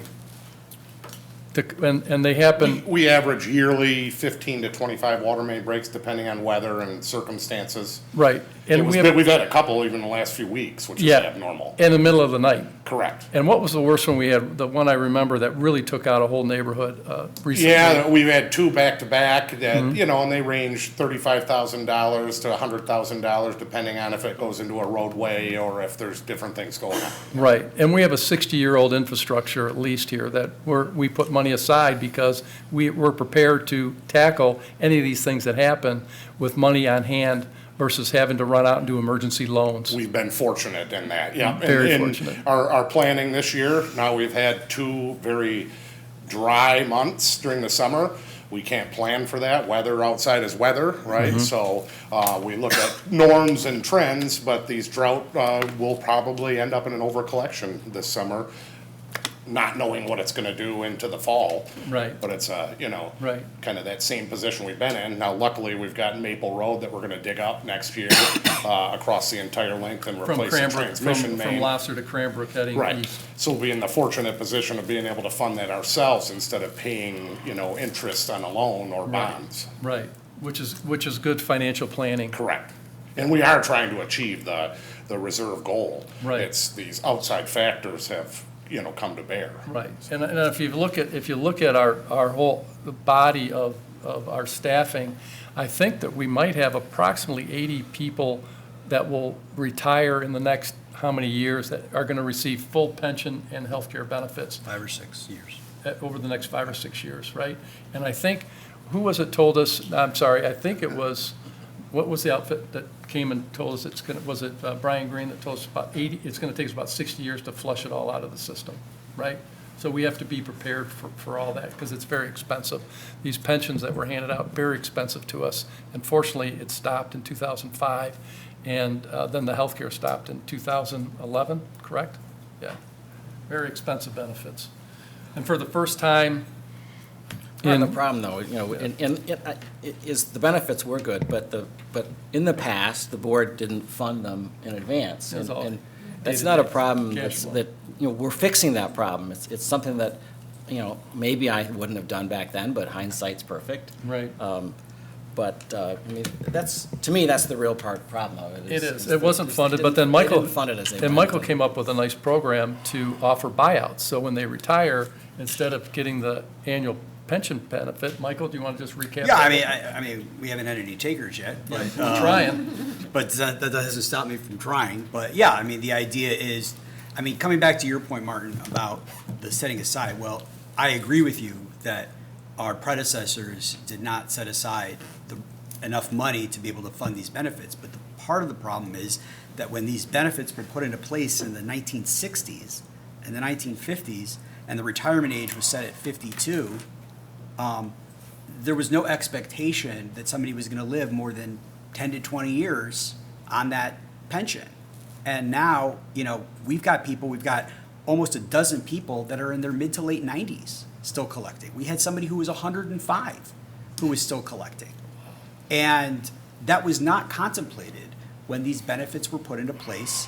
And therefore, besides the fact that they did underfund anyway, and then the worst thing for the pension plan was that ridiculous prudential contract that they got into, where we were putting money into this plan and it was earning 2%, 3% at most in a given year, and yet people were living longer. So it was, if we had been invested in the market from the 60s to the 70s, we'd be in a much different position. But we were invested in that guaranteed deposit account contract, which limited how much we earn year after year. So it wasn't until 2014 that we sold the pension bonds and moved that money into the equity markets, and where we've generated a 10% annualized return that has helped increase our funded ratio. But the biggest problem is that, that back then, there was no way to contemplate how long people were going to live. And so one of the reasons why I wanted to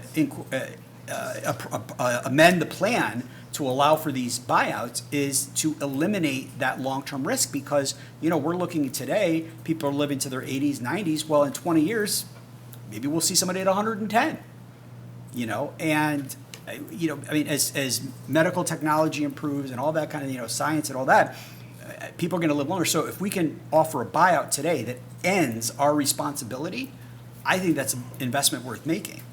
And so I would like to see that happen. Now, at the same time, while I think it's a great idea, these recipients who got the pensions are saying, well, I don't know how long I'm going to live, so, maybe it's better to take the guaranteed, lifetime income. So it's a trade-off. Yeah, it's a Well, and great choice for them. It's a hard thing, you can't predict the future. And Mark mentioned something about, well, in 2016 was 10 years ago. We were 3 treasurers different back then, 3 supervisors different back then. There were so many other things going on that to go back that far would be, I don't know how we can compare to that anymore, because it's just not reality. It's not where we're at. It's not the same people. And different laws, different economy. Yeah, I think you were the only one who was here in 2016. Which we appreciate, by the way. Yes. The rest of us haven't been here in 2016. So it's like, I don't know how far back you want to go, but at some point, we can't change the past. No, we can't, but if there was a policy under one of the previous treasurers to pay out allocate investment income, we should know what that policy was. The auditor should advise us, and they should advise us when the policy changed and was approved by the board. That's, I think, a reasonable request. I also want to understand the water and sewer rate stability with Noah's current comments. With all of the extra income coming in, because it's a dry season, that also causes rate instability, because you have more cash coming in. So if we can't manage interest income for water and sewer to get rate stability, how is the township expected to manage dry seasons like we've had these past 2 months? What do you mean by the dry seasons, Mark? Noah's recent comments, he said we're going to be collecting more revenue because it's dry Because seasons. people are watering more. The People irrigation are is huge watering in the more. township. So if they're going to irrigate more, that means revenue goes up, and that causes rate instability. So the UHY's argument is inconsistent with what Noah just said. Well, I think that's a fair point, Mark, but we can't control weather. We can control interest income and the rate instability in that. So there's only certain factors that we can control as a board. So what Noah's saying is, I can't control the weather, so I'm going to create the best packet possible. And then if we get more revenue, we will find a way to smooth that over several years. It's not 1 year. We can control interest income, and to make sure that we have the best rate stability possible, we are going to mitigate that risk. Yeah, because I think last year we had a lot of rain, didn't we have a lot of rain in September? So there wasn't as much water use, Noah? Remember you, So come on up. So Hot and dry through October last year, so that. Come on up, Noah. I think it was a wet spring last year, So Generally, weather balances out to the norms of the past unless you subscribe to big weather changes that we're a part of right now. So we look at almanacs and we look at the history. What you have is these anomalies that differ from that. You try to take the middle of the road and hope the dry matches the wet, but weather outside is weather, and we can't control that weather. We can't. We try to have odd, even days and things like that, but we literally can't go in and shut people's water off for use. So that's where that comes into play. And we have to be solvent in the water department, so I can't plan on a drought year every year and under collect, at a lower rate. But with your meters now, we can control any leaks, which help We residents can quite a cut bit down with on their them, costs. but the meters accurately reflect the water going into the Right. facility, which is by ordinance I'm required to And so do, we're getting better, we're getting real readings. Yeah, and that's the bond that I have with the customer, that I'm gonna accurately reflect that. Right. Are your water and sewer rates based on the expected minimum use of water? Based on a 5-year history. Right, and we covered Correct. that So- during our so- conversations when we so went through the again- water and sewer budget. The comments made by the auditors in the report are inconsistent with what NOAA has to deal with every year. I don't think so. I don't see that. No, I don't see that. UH, I think you're putting words in their mouth there, Mark. no, I'm not. I think you are. No, I'm not. We've gone from, Raftellus required a $17 million reserve, and we're at 39 million because we have stable rates. Well, I think- 39 is no, not the reserve. That's not the reserve. That's the net That position, includes- which includes the pipes in the ground. Right. That you're being Total totally assets. disingenuous. So then what is the reserve? The cash balance is about 20 million. And we also have to put in all the extra cash in OPEB above what's funded. That should be counted too. Right? That's extra money in there. No, you just We're asked for cash paying- on hand. No, I asked for reserves. Yeah, cash reserves. And you right. also have $11 million in receivables. Well, That's I mean, part of what you they can- need. You can call the reserves 14 million, and then our operating, working capital is 6 million, or it's 10 million and 10 Well, million. I'm not We have 20 asking you million to in back cash. up UHY's statement. They made the statement. I'm I had asking- never made a statement about water rates and the stability. It's in your letter. The township are the people that are setting those rates, right? You're It's coming in up your with your letter. studies about investment income. That is, I Yes. didn't say anything about droughts and how they're coming Well, up with the rates and whether or So not. one is okay, the other one is not? You're talking about two entirely different things. You know what? At the end of the day, I think you really are just attacking the fact that I am not saying what you want to hear, right? I am just lining up two different scenarios that yield the same result. One is appropriate, one is inappropriate. And I'm not sure what you're stating is inappropriate, though. I'm saying that if the township is concerned about rate stability. Correct. Because of dry and wet seasons, we have inherent rate instability. It's gonna happen.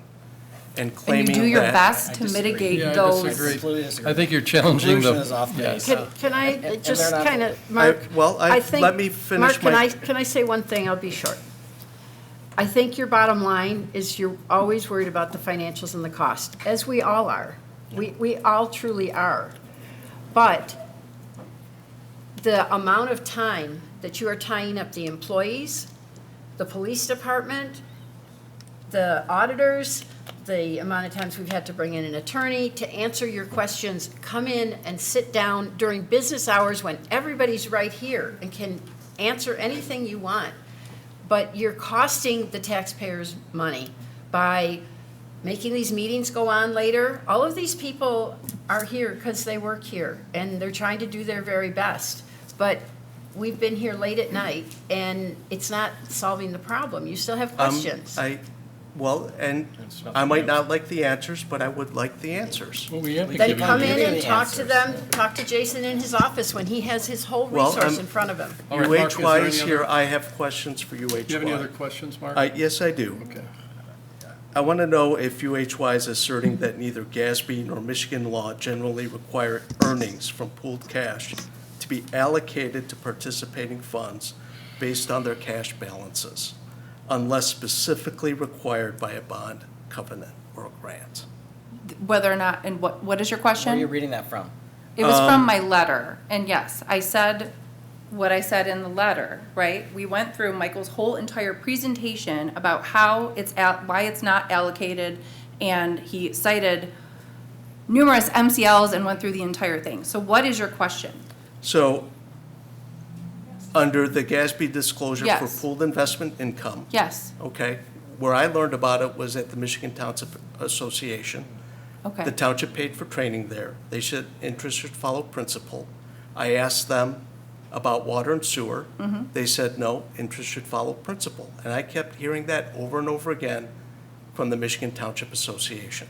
And I'm just trying to understand why they would say something, and what you're saying is totally different. And we have discussed Well, that too, Ed. The Michigan Townships Association is a trade organization, and they're typically advising people from rural townships. They're not dealing with the kind of sophisticated people that manage these larger communities. And so I pointed out that where in the law it says that interest should go to the general fund. And I also pointed out the case from the Court of Appeals where interest follows principal came from, and it only specifically relates to tax money that belongs to other agencies. The Grand Rapids School System. For example, that's exactly right. It was the Grand Rapids case. I'm just trying to clarify some points. Okay, well. And that's fine. I'm just clarifying my point, and that's it. And then I've got a question about the Uniform Chart of Accounts. How does with the Uniform Chart of Accounts, since the individual funds own they own the cash, how does that reconcile with the pooled investments? Because the township doesn't own the cash, or the general fund doesn't own the cash. The various funds own the cash. The various funds are funds of the township. It is one entity. We are one government. We are one entity. All of the cash that belongs to us is our cash. Whether it's in the general fund or the public safety fund or the water and sewer fund, it's our cash. And the law is very clear that the interest earned on township cash goes into the general fund. Now, if a board resolution is made and approved to do it otherwise, that would be appropriate? The board can pass a resolution to transfer money out of the general fund to any fund that it wants. And it can call it for any reason that it wants. So if the township board wanted to pass a resolution to say, look, we're going to transfer X amount of dollars to water and sewer because we believe that it should get some interest earnings, the board can do that. But the money has to be booked in the general fund first, and then it can be transferred later. I'll restate my question. I was asking about passing a policy regarding investment income and allocate it based on principal balance. If the board approves that, then that would have to be followed. Correct. But it would be a transfer from the general fund, which you don't need any reason to do.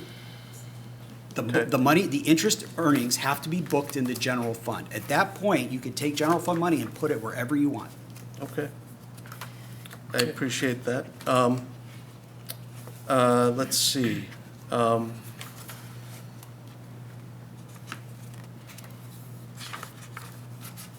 The only other question I have is, get wrote it down here.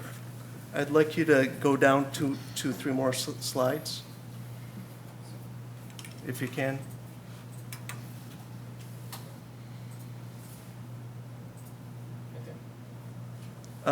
Back up one. So Troy pays out investment income to water and sewer and multiple funds. So does Birmingham, so does West Bloomfield. Okay? So that's, if we're going to do... Well, okay, but here's what I would say about that. Troy and Birmingham are cities. I'm quoting the statute from the General Township Act. And it's the Township Act, 41.77, that dictates how a township treasurer is supposed to book interest income. Cities may be completely different. Correct me if I'm wrong. Yeah, I don't think the Home Rule Cities Act has the same prohibition, but regardless, Michael's statement is very important because he explained procedurally under applicable laws, MCL 4177 sub 2, you can't have a policy that directly puts investment income in water sewer fund. Under state law, the policy is required to put it in general fund, where then you can have reappropriation by resolution to any fund you want. But it applies to townships, not cities. So West Bloomfield is paying out the interest income. Well, Okay. then, I mean, That's the process they're doing it though, through then. Just putting it in general and reallocating it And out. which is why I was bringing up the fact that it's in the notes. Yeah. But you also have to remember, they subsidize their rates, and they paid dearly From the last general year, fund. wasn't it, Noah? Yep. Yeah, this year. The and so rates their went up rates a have lot. shot up, what's the percent? Double digits both years. Yep. That's because they were transferring money from the general fund, and now they've had to stop because they can't afford it. determined it wasn't Right, they sustainable. were subsidizing their water bills to keep them People lower. getting So they double-digit rate increases. They made us look worse by subsidizing their again- water bills, and the time ran out, they can't afford to do that Whether, anymore. whether they made the right decision or wrong decision is not for us to say. Right. They're running their We just make a municipality, we're running ours. 41.77 says the interest goes into the general fund. After that, we can do whatever the hell we want to with it. And so, So so that means we do not have a written policy on investment income allocation. the written policy is the statute. So no, I thought a policy has to be approved by the board. Well, the statute was passed by the legislature, and we have to We're follow that. following the statute. And then we pass the budget, which Policy is only something that we are allowed to do under a statute, a specific statute. It says that we can, pass a policy that relates to, the investment earnings. PA 20 says that I can only invest in money markets, CDs, commercial paper, and government and agency bonds. That's what PA 20 says. However, we can pass a policy that says, well, we want to make it more restrictive than that, right? Correct. But it has to comply with the statute. We can't say that in our investment policy that I can invest in corporate bonds. Well, we can't do that because PA 20 is very clear. Corporate bonds are not allowed for township investment. I've never questioned So, our policy on where we can put money and where we can invest. well, I'm giving you an example that you're trying to draw a distinction between a policy and a statute. We can pass policy as long as it's in compliance with the statute. The statute very clearly states that interest income goes into the general fund. We can't have a policy that changes the statute. We have to comply with the statute. Okay, and this question,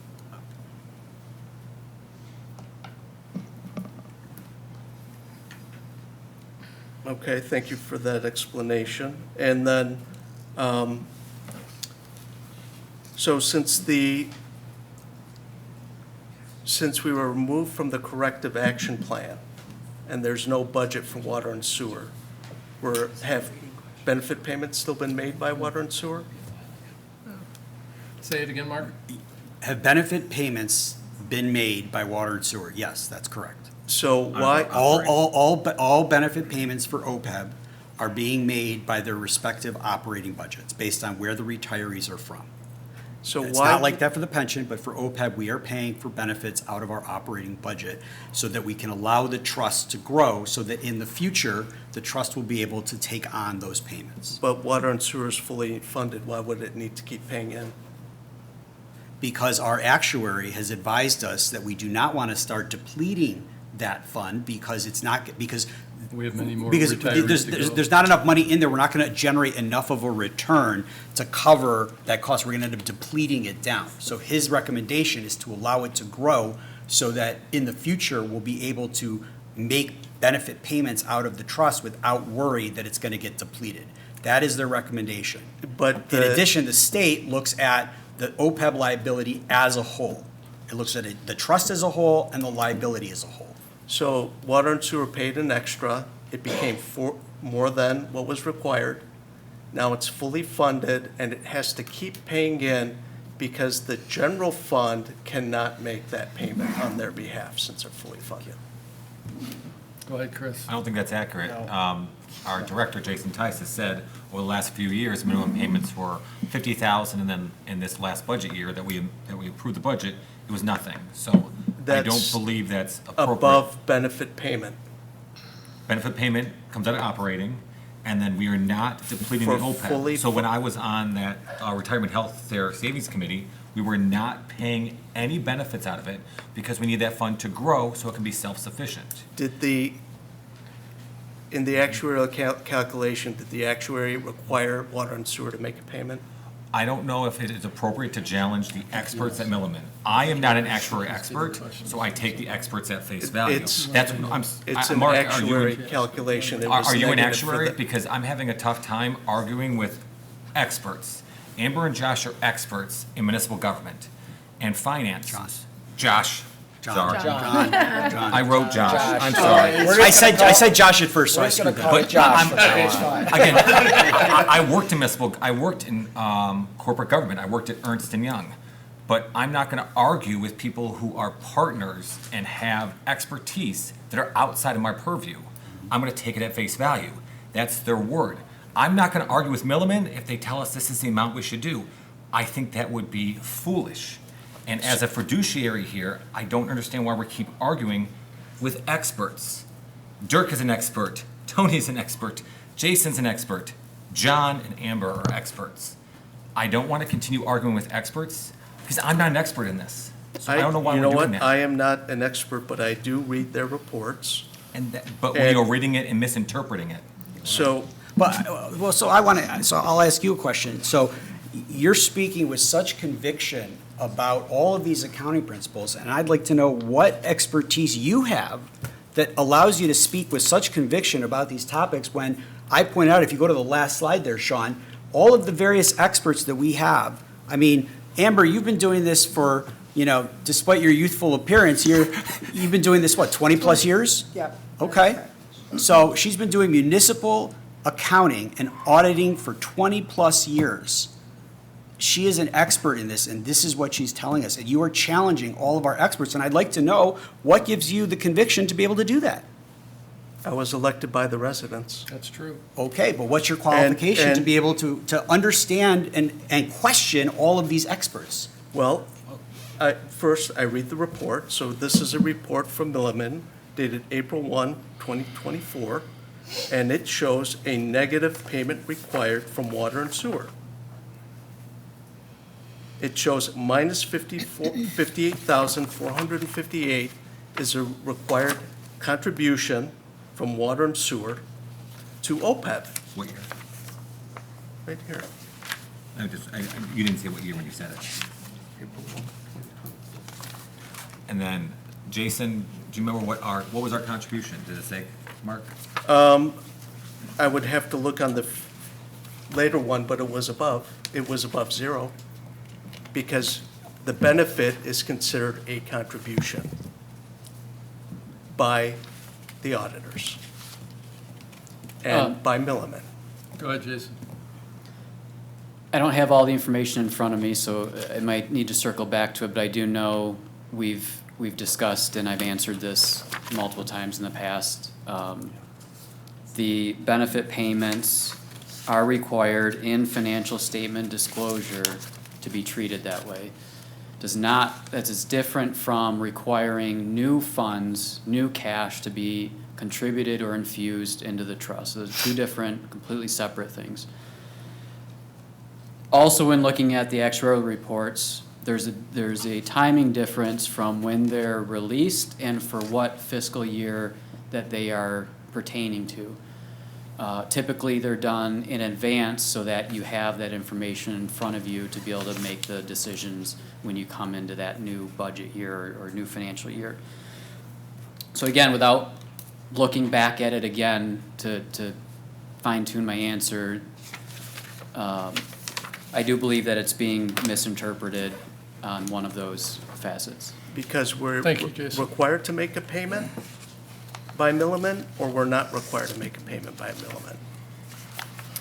If the actuary from Milliman says zero, and in a future, or is negative, we won't be making a payment moving forward, correct? So my recollection is the year that just ended, March 31, 2026, I believe the appropriate actuarial report for that was the one dated April 1, 2024, is my recollection, because that report is issued every 2 years.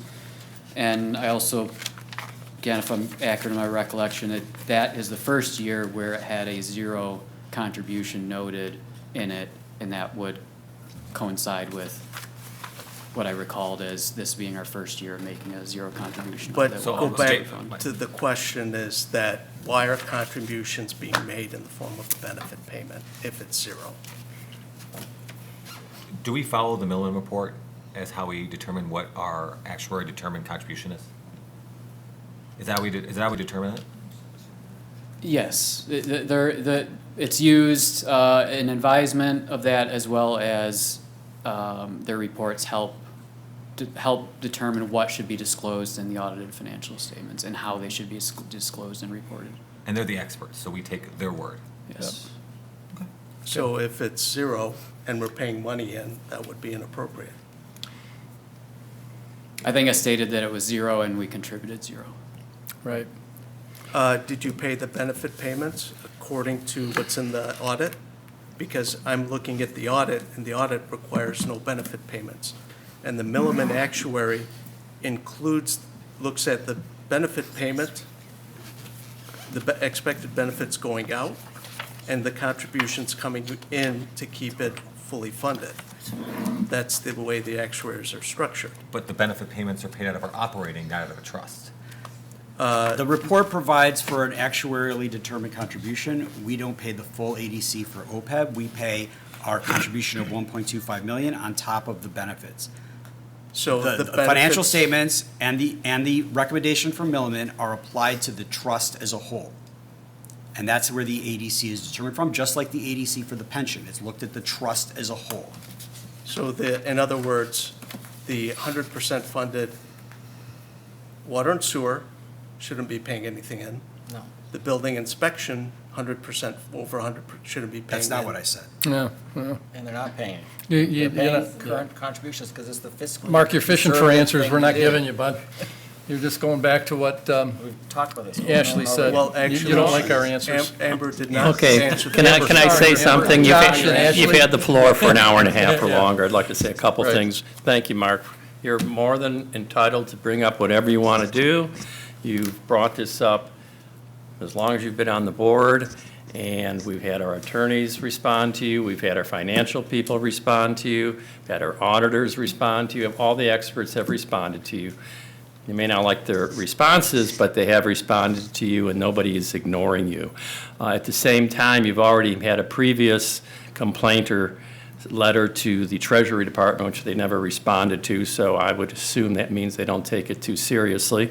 And again, you've sent another one to them, which if they do respond to it and they want anything, I'm sure that the township will do whatever is necessary, but at the same time, they still have not responded to it. So I don't really, you've had your evening, and you've had the opportunity to ask a lot of questions, and since this is really before the Treasury Department at this time, I really don't think we should bring this up anymore until we have some response. It's like a litigation. Until there's some response from the Treasury Department. I agree with you 100%, Val, as far as this has taken hours and hours and hours of staff time. All of our experts. In addition to that, every time you send something to the Treasury Department, that only exacerbates the amount of time and effort and cost that the township pays and that the Treasury Department has to pay. So, I mean, so far, again, they have not seen any validity in what you've had to complain about. And if they do in the future, as I've spoken to Michael, what's the response going to be? We're going to cooperate fully. There you go. So with that said, I think we should just be done with this, table this, see what happens. We have a lot of other things to take care of. Our finances are strong, and it's been very clear. Michael has answered and done an outstanding job of presenting this evening, so has Jason and our auditors. And with that said, I think it's just time to move on. I agree. Okay, so I'm going to let's close item number 4 and move on to number 5 and talk about our solution to address police department present and future space needs presented by Michael Shostak, our treasurer. All right. So last time, I presented a presentation on some of the options that we were working on for addressing the space needs of the police department. And mindful of the fact that, we had two proposals that we are considering. One is, proposal number one would be to build a new building and tear down this building, so it's one for one. This is a 90-year-old building, and that brings with it a whole host of costs, both known and unknown. And then the second proposal was to build a smaller police department-only building and leave this building standing, and all of the administrative departments would stay in this building. Last time we discussed this, one question came up about what would it cost to operate this building? So I asked our Director of Public Works, Noah Mahalski, to put together his thoughts on that, and that's what I'm passing out right now. That basically, in his view, between the 20-year capital plan for HVAC systems, elevator upgrades and repairs, roofing, any internal improvements that need to be, for aesthetic purposes, window replacement, and other unknown, and then those are just the known items. And then he put together a budget of $2 million for unknown items. That could be things like foundation cracks, that could be things like the roof caving in, I mean, anything that, that could happen in a 90-year-old building. Did you notice how hot it was in here? Yeah, so we have three overtime. We have call three someone out. HVAC systems in this building that we have to maintain, and that's why we have different temperatures in different parts of the building. And we spent money to bring someone in to help get the air working again. Right, here. so his assessment is $6.7 million. I would add that he's done, the best he can to estimate what those costs are going to be over the next 15 to 20 years, but we don't really know where inflation is going to go. And so, these numbers may be high, they may be low in terms of what things will cost over the next 15 to 20 years. And so, plus the unknown variable as well. So I hope that answers that question that we were talking about. The other thing I took back from last meeting was a discussion to look at a smaller building, smaller space. And so I took the original two proposals, and I am going to pass out modifications that look at slightly smaller buildings. And so, and we can see what that does. The other thing we talked about was the training facility, and in the initial plan, there was an idea to build a training facility for our police and fire over on our Gulf Drive property. And we discussed that might be a want, but not necessarily a need. I took the liberty to contact Sheriff Bouchard, and Sheriff informed me that his department is building a new training facility in Rochester Hills that would be available for local agencies to use. And so, based on that, I took out the training facility from these proposals, so that reduces the cost as well. And so I'm going to pass these out, and you're going to see that they look identical from a high level, but I highlighted that there's differences in the size. So here's the first one. This is a 27,500 square foot footprint, 220 by 125.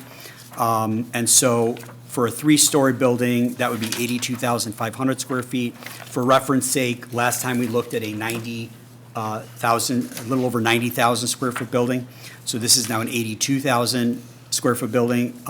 Or if we did just a two-story building for police only, it would be a 55,000 square foot building. And you see here, removing the training center.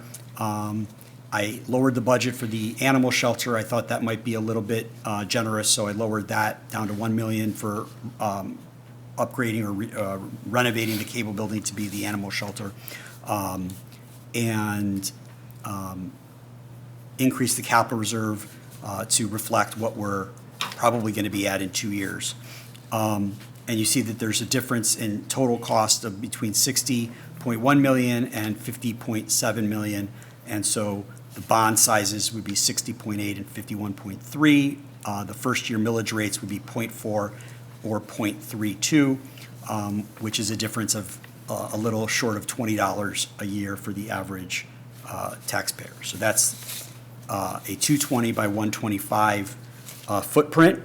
And the one I'm passing out now is a 200 by 125 footprint, which would be 25,000 square feet per floor. So it would be either a 50,000 or a 75,000 square foot building. Keeping in mind that the current township hall that we're in, that includes police, is about a 35,000 square foot building. And police is, I would say, roughly 18,000 of that. And so if we removed police into a separate building, that would leave that 18,000 square feet that would need to be repurposed. Some of it would be easy to repurpose, some of it more difficult, like we have 6 holding cells, I believe. Right? Correct me if I'm wrong, Chief? 6 holding cells? 7? We have four adult holding cells. Okay. And 1 juvenile. Okay, so 5. So we have 5 holding cells. Those are designed as jail cells. That would be a little difficult to repurpose. And so, and we don't know structurally what we could do down there that wouldn't affect the, what's load bearing and what's not load bearing. So we would need to study that further. But these are 2 additional proposals, so I bring that to the board for consideration. I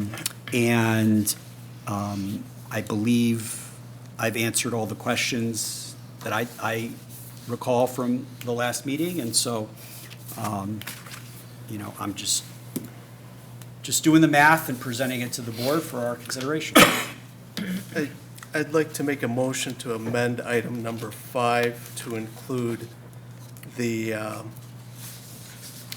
fire department, present, future space needs, and the township hall, future and present space needs, so we can discuss all 3 items.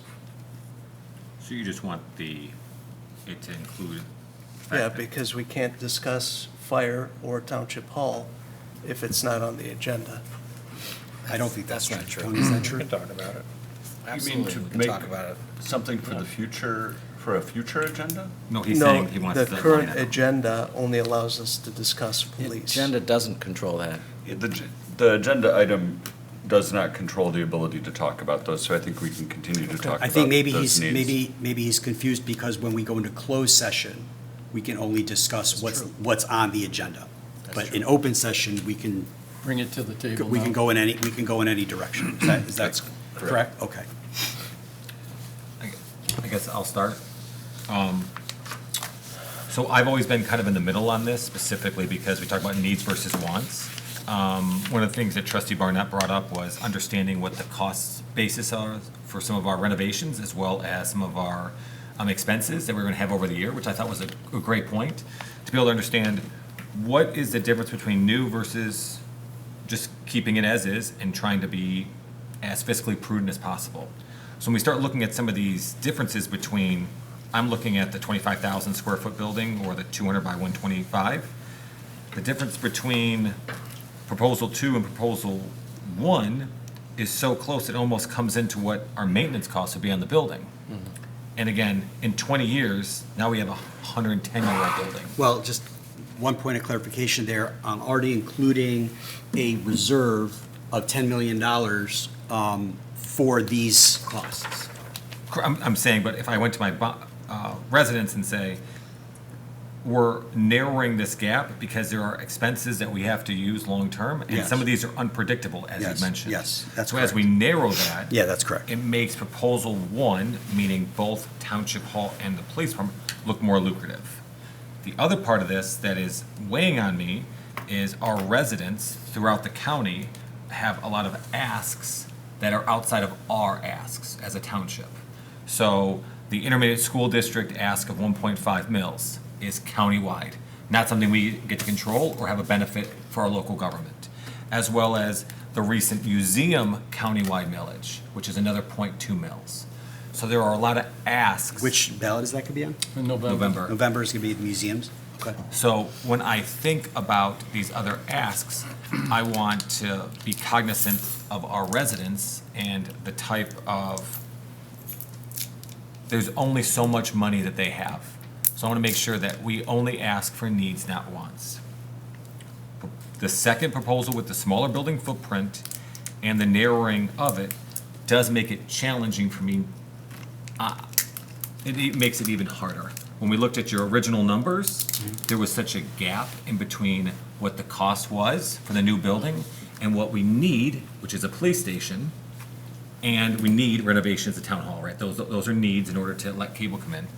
This now narrows that gap. So I would love to hear some discussion on it, but it makes me more considering of town hall and the police station together. But I'm not opposed to either one. And what I appreciate is this board has multiple options, but there are a lot of asks of our residents, and how are we able to tell them that what we're asking for is only the need? Thank you, Michael, for addressing my concerns from last meeting. I'm in agreement with you, Chris, as far as the closer we can get this gap together, close the gap, rather, so that the costs of maintaining this building, retrofitting it, et cetera, and getting it closer to the cost of a newer building, it makes the decision a lot easier. Because overall, my original thought was just do the police station and keep this building and do what we have to do to it. But as far as making sure that we can fit the other departments in here. But if you continue to make a strong financial case that it's not going to be a significant difference in the cost between keeping this building and building a newer one, where it will certainly won't have any surprises to it as far as whether it's future construction costs over the years or additional structural problems that may come up, then it makes it easier for me to move in the direction of a combined building or larger building, which would be probably choice one. Choice one and the other choice are pretty close as far as cost and size, so it makes it easier for me to go either way, but certainly a larger building, I can go along with that based on the cost differential. Well, thank you, Michael, for getting us the information about, what are we looking at with the age of this building, and those costs, because that's significant. I guess, I'm still in favor of, this building is 90 years old. I worked in a 100-year-old school, and the renovations were extensive to the point we moved out. HVAC was insane even when they redid it. We still had HVAC issues because of the age of the building. Drilling into concrete walls for some of the technology was challenging. I'm still in favor of, even more so now, the new building, because again, what that would do for us is allow this building, the administration and the police department to function while a new building is being built, as opposed to living through renovation, which I have done with some of the schools I've worked in. It's always a difficult situation. There's health concerns, noise concerns, displacing people, all the running around of people. Some of the schools brought in trailers, which is not ideal. So the fact that we would keep this building, we could construct everything, move over there, and then demolish this and put in, even if it's a small park, a park. that I Green hear- space, yeah. I hear from residents all the time, that was something that came up huge in the research that we did about, our strategic plan. We keep running around about parks, but the farm is a great asset, which is park-like, and the county's gonna do some things there, but that's on the other side of the township. So I think there's a real value to being able to put a park on this property as part of the renovation. It wouldn't add a lot of expense, and we'd be so safe because our police department would be right here and our EMS is right here. So in terms of public safety and location, and I know it's money, but you said the difference came to about $20 a year. $20 for most people seems like to get something new and not have all the what-ifs of an aging building would be worth a lot to me. Okay, any other comments or questions? Mark? How long will the bond term be? I estimated 25 years, but we could consider either a 20 or a 30. Okay. So And a 30 would reduce the payment in the early years, but over the long run, we'd be paying more in interest if we did a 30-year. So 25 is that sweet spot, basically? I think 25 is the sweet spot, but we could look at either a 20 or a 20, either a 20, 25, or 30. 20, obviously, we're going to pay the least amount of interest, but the payments will be higher. 30, payments will be lower, we'll pay more interest over time, but that, that wouldn't really affect the first year's rate, which is the only rate that we have to present. Do you mind if I jump in on one If we question? had some strong investment years and like what we've put into the equipment fund, would that be appropriate as a use for some of that equipment reserve that we have? Well, we're going to be using, in this proposal, 30 million of the reserve to construct the building, which is why the cost is lower. If you're talking in the future, if we have, call it surplus funds in a budget year, I don't know if Jason can answer that question, if we'd be able to. Pay it off sooner, I guess is what I'm looking for. Well, we can't pay it off sooner because if we bonds have a term, right? You can't prepay bonds until they reach, a few years before they're retired. But Jason, do you know if we can apply budget funds towards a bond, a bond that's funded by a millage or not? And then we'd be able to levy less that year? I don't know. That's the question. So the question is, if we have a surplus in a budget year, can we apply those funds towards the payment of these bonds, which would mean that we could levy less for the tax that year? So in that scenario, the bonds have already been sold? Mhm. It's a Let's say future- 5 years from now. Okay. We have a surplus, and we want to take $1 million and apply it towards the annual payment on the bonds that year. So we apply $1 million, and then we have to levy the millage rate less because we're applying $1 million to it. Can we apply operating funds towards a bonded millage? I'm not sure. I think that'd be, a good question for bond counsel. I mean, financially, it seems like it's plausible.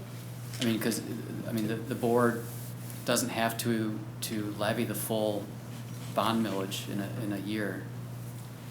We just want to make sure we can make our principal and interest payment. Right, because the millage will fluctuate based on what our taxable value is for that year. So we could levy less if we needed, and we only levy what we need to make that year's payment. So if we apply $1 million and lower the net payment, we could be able to levy less. I mean, it seems like you should be able to, like, make a transfer in. I mean, when I'm thinking back to the 2007 to 9 Township Campus project, that was a scenario where it was a $26 million bond, but the construction cost came in actually closer to 29. So we allocated transfers out from some of the other funds, general fund, road, senior services, because they were getting, and that money was put into that, either the construction fund or that fund to help pay that overage. And like when the library debt retirement fund was coming to an end, because we were not, perfect balancing to the penny each year, there was a fund balance for differences of what we collected on taxes to what was actually paid out in principal and interest. That final year, we didn't levy the library debt retirement millage. We had enough in fund balance to make that final debt payment. So, I mean, it seems plausible, but obviously we'd run that by Laura. So on that, and Mark's letting me kind of interject on his time, since we have the campus bond coming off, but that's a dedicated millage, but we also have the pension debt, which we're paying internal at operating, that could go to help subsidize this possibly in some future years, because it's already part of our operating, correct? I'm saying conceptually. Would you agree, Michael? Well, conceptually, when those pension bonds are paid off, that'll free up $5 million in our operating budget. However, Jason and I have done a forecast, and our expenses may grow faster than our tax revenue at that point. If inflation comes down and our tax revenue goes up by less, so conservatively speak, let me rephrase. What you're saying is correct. Yes, we would have money when the pension bonds are paid off. However, conservatively, we would want to make sure that we don't allocate those funds today, because in 6 or 7 years, we're not going to know what we're collecting in taxes versus what our expenses are going to be.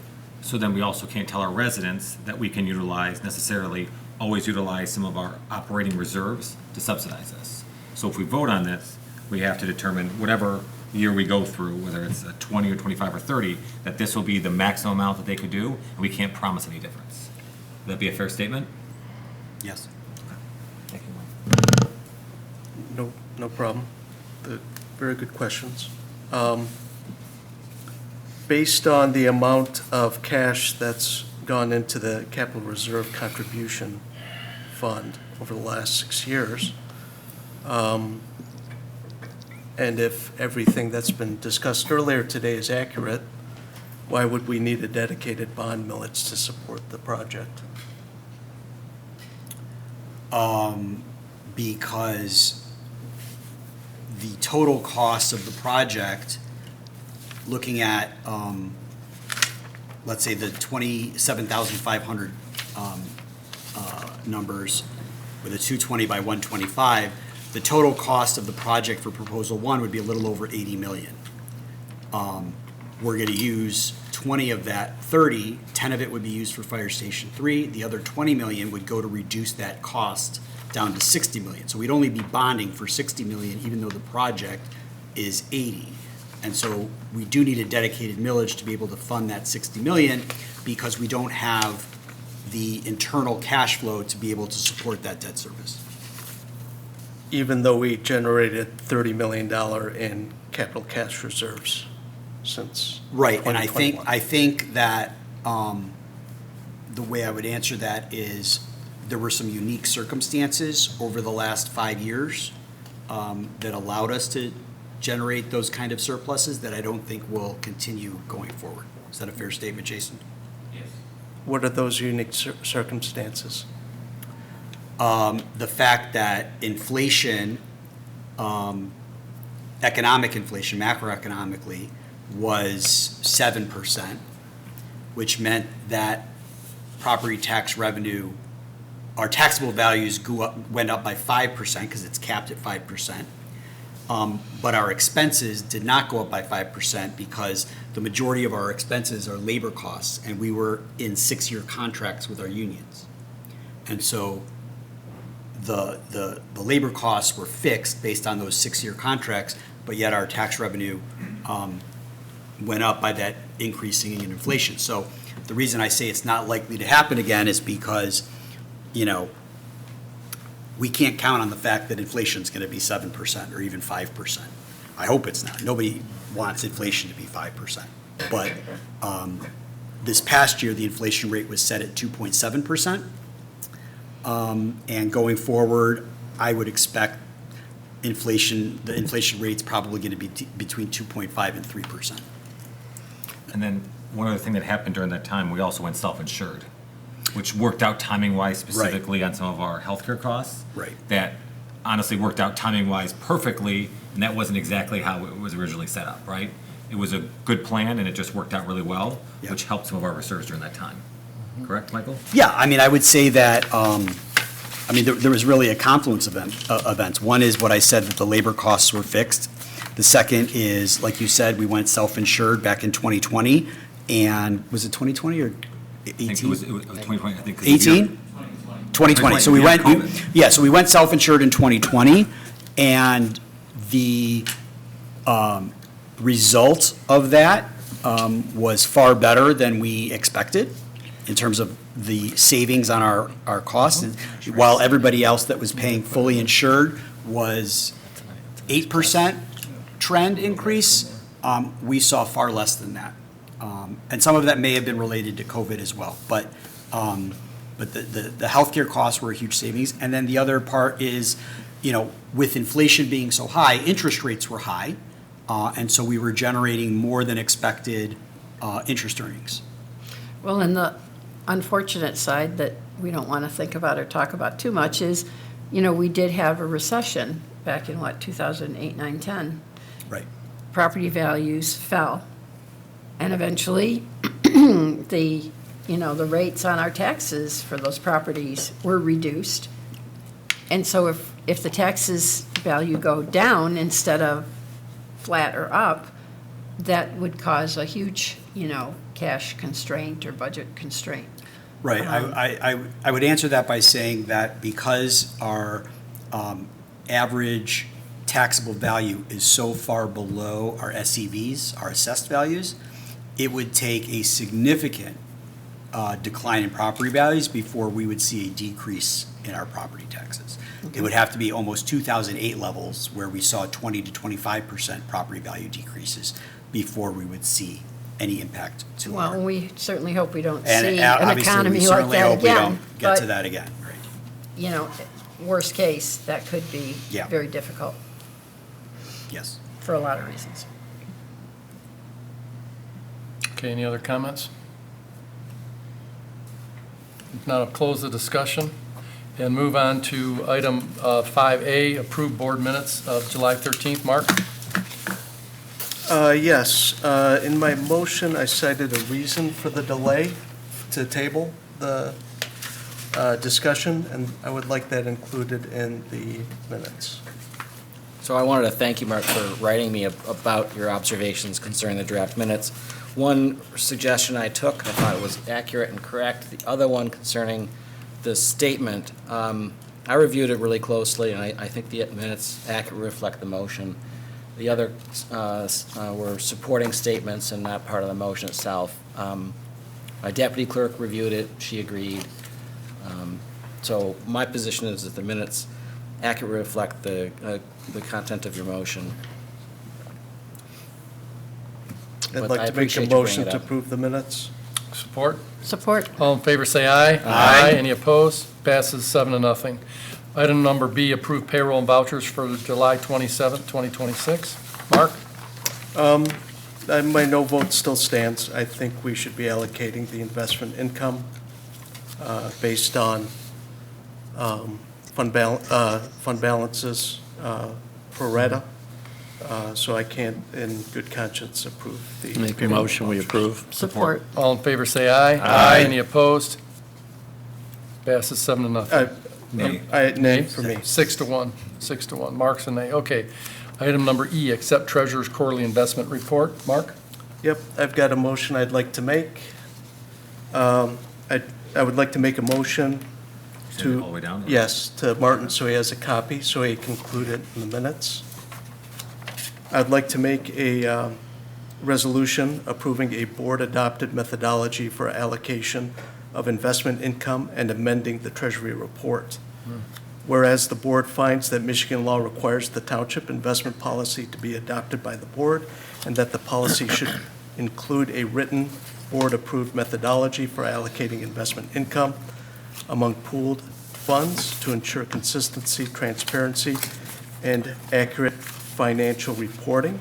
And whereas the board further finds that the township has not adopted a written board-approved methodology for allocating investment income, and that prior audited financial statements described an allocation methodology that differs from the methodology currently being applied by the township, making it necessary for the board to formally adopt and document the governing methodology. And whereas the Board of Directors has reviewed the Treasury report for the reporting period, and whereas the board has determined that the method used to allocate and report investment income should be amended to more accurately reflect the allocation of investment earnings among the funds based on their respective balances during the reporting period. And whereas the board finds that allocating investment income using each fund's 3-month weighted average fund balance provides a fair and equitable methodology for distributing investment earnings. Now therefore be it resolved that the Board of Directors hereby approves an amendment to the Treasury report to allocate investment income based on each fund's 3-month weighted average fund balance for the current reporting period and for all future reporting periods unless otherwise amended by subsequent action of the board. Be it further resolved that the treasurer is authorized and directed to revise the Treasury report to reflect this methodology and apply this calculation in the allocation of investment income for the current reporting period and all future reporting periods. Be it further resolved that this amendment shall become effective immediately upon adoption of this resolution and shall be incorporated into the official Treasury report presented to the board. Be it further resolved that this methodology shall be incorporated into the township's written investment policy, Treasury reporting procedure, and future financial statement disclosures so that all governing documents consistently describe the board-approved allocation method. I'd like to make a point of order that, number one, we are not a board of directors, we are a board of trustees. And number two, this would directly be in contravention to MCL 41.77 subsection 2, which says that all investment income earned by township funds goes into the general fund. And as such, I would ask the chair to rule it out of order. Okay, and also, I would suggest, Mark, in the future, if you want to do a motion to enter it earlier, so we have time to study it before we come into our meeting as well, it might be very helpful. I would confirm my interpretation of MCL 41.77 subsection 2 would prohibit the adoption of the resolution as stated, and so I would not recommend that it be adopted. Okay. And it's because I do not include the transfer from the general fund? Correct. It directly allocates investment income into the funds which they come from. That's impermissible. It has to go to the general fund and subsequently be allocated back out. Okay. Okay, so I'm going to ask if there's any support. There being no support, the motion fails. All right, and then next is item. We have to approve the. I would like to make a motion that we approve the treasurer's quarterly. Accept. Accept the treasurer's quarterly report as submitted. Support. All in favor, say aye. Aye. Any opposed? Nay. Nay. Okay, passes 6-1. Thank you. And I'll move to adjourn. I would All in like to favor, make a say- motion to adjourn. All right, we are adjourned. Thank you, everyone. And all you watching from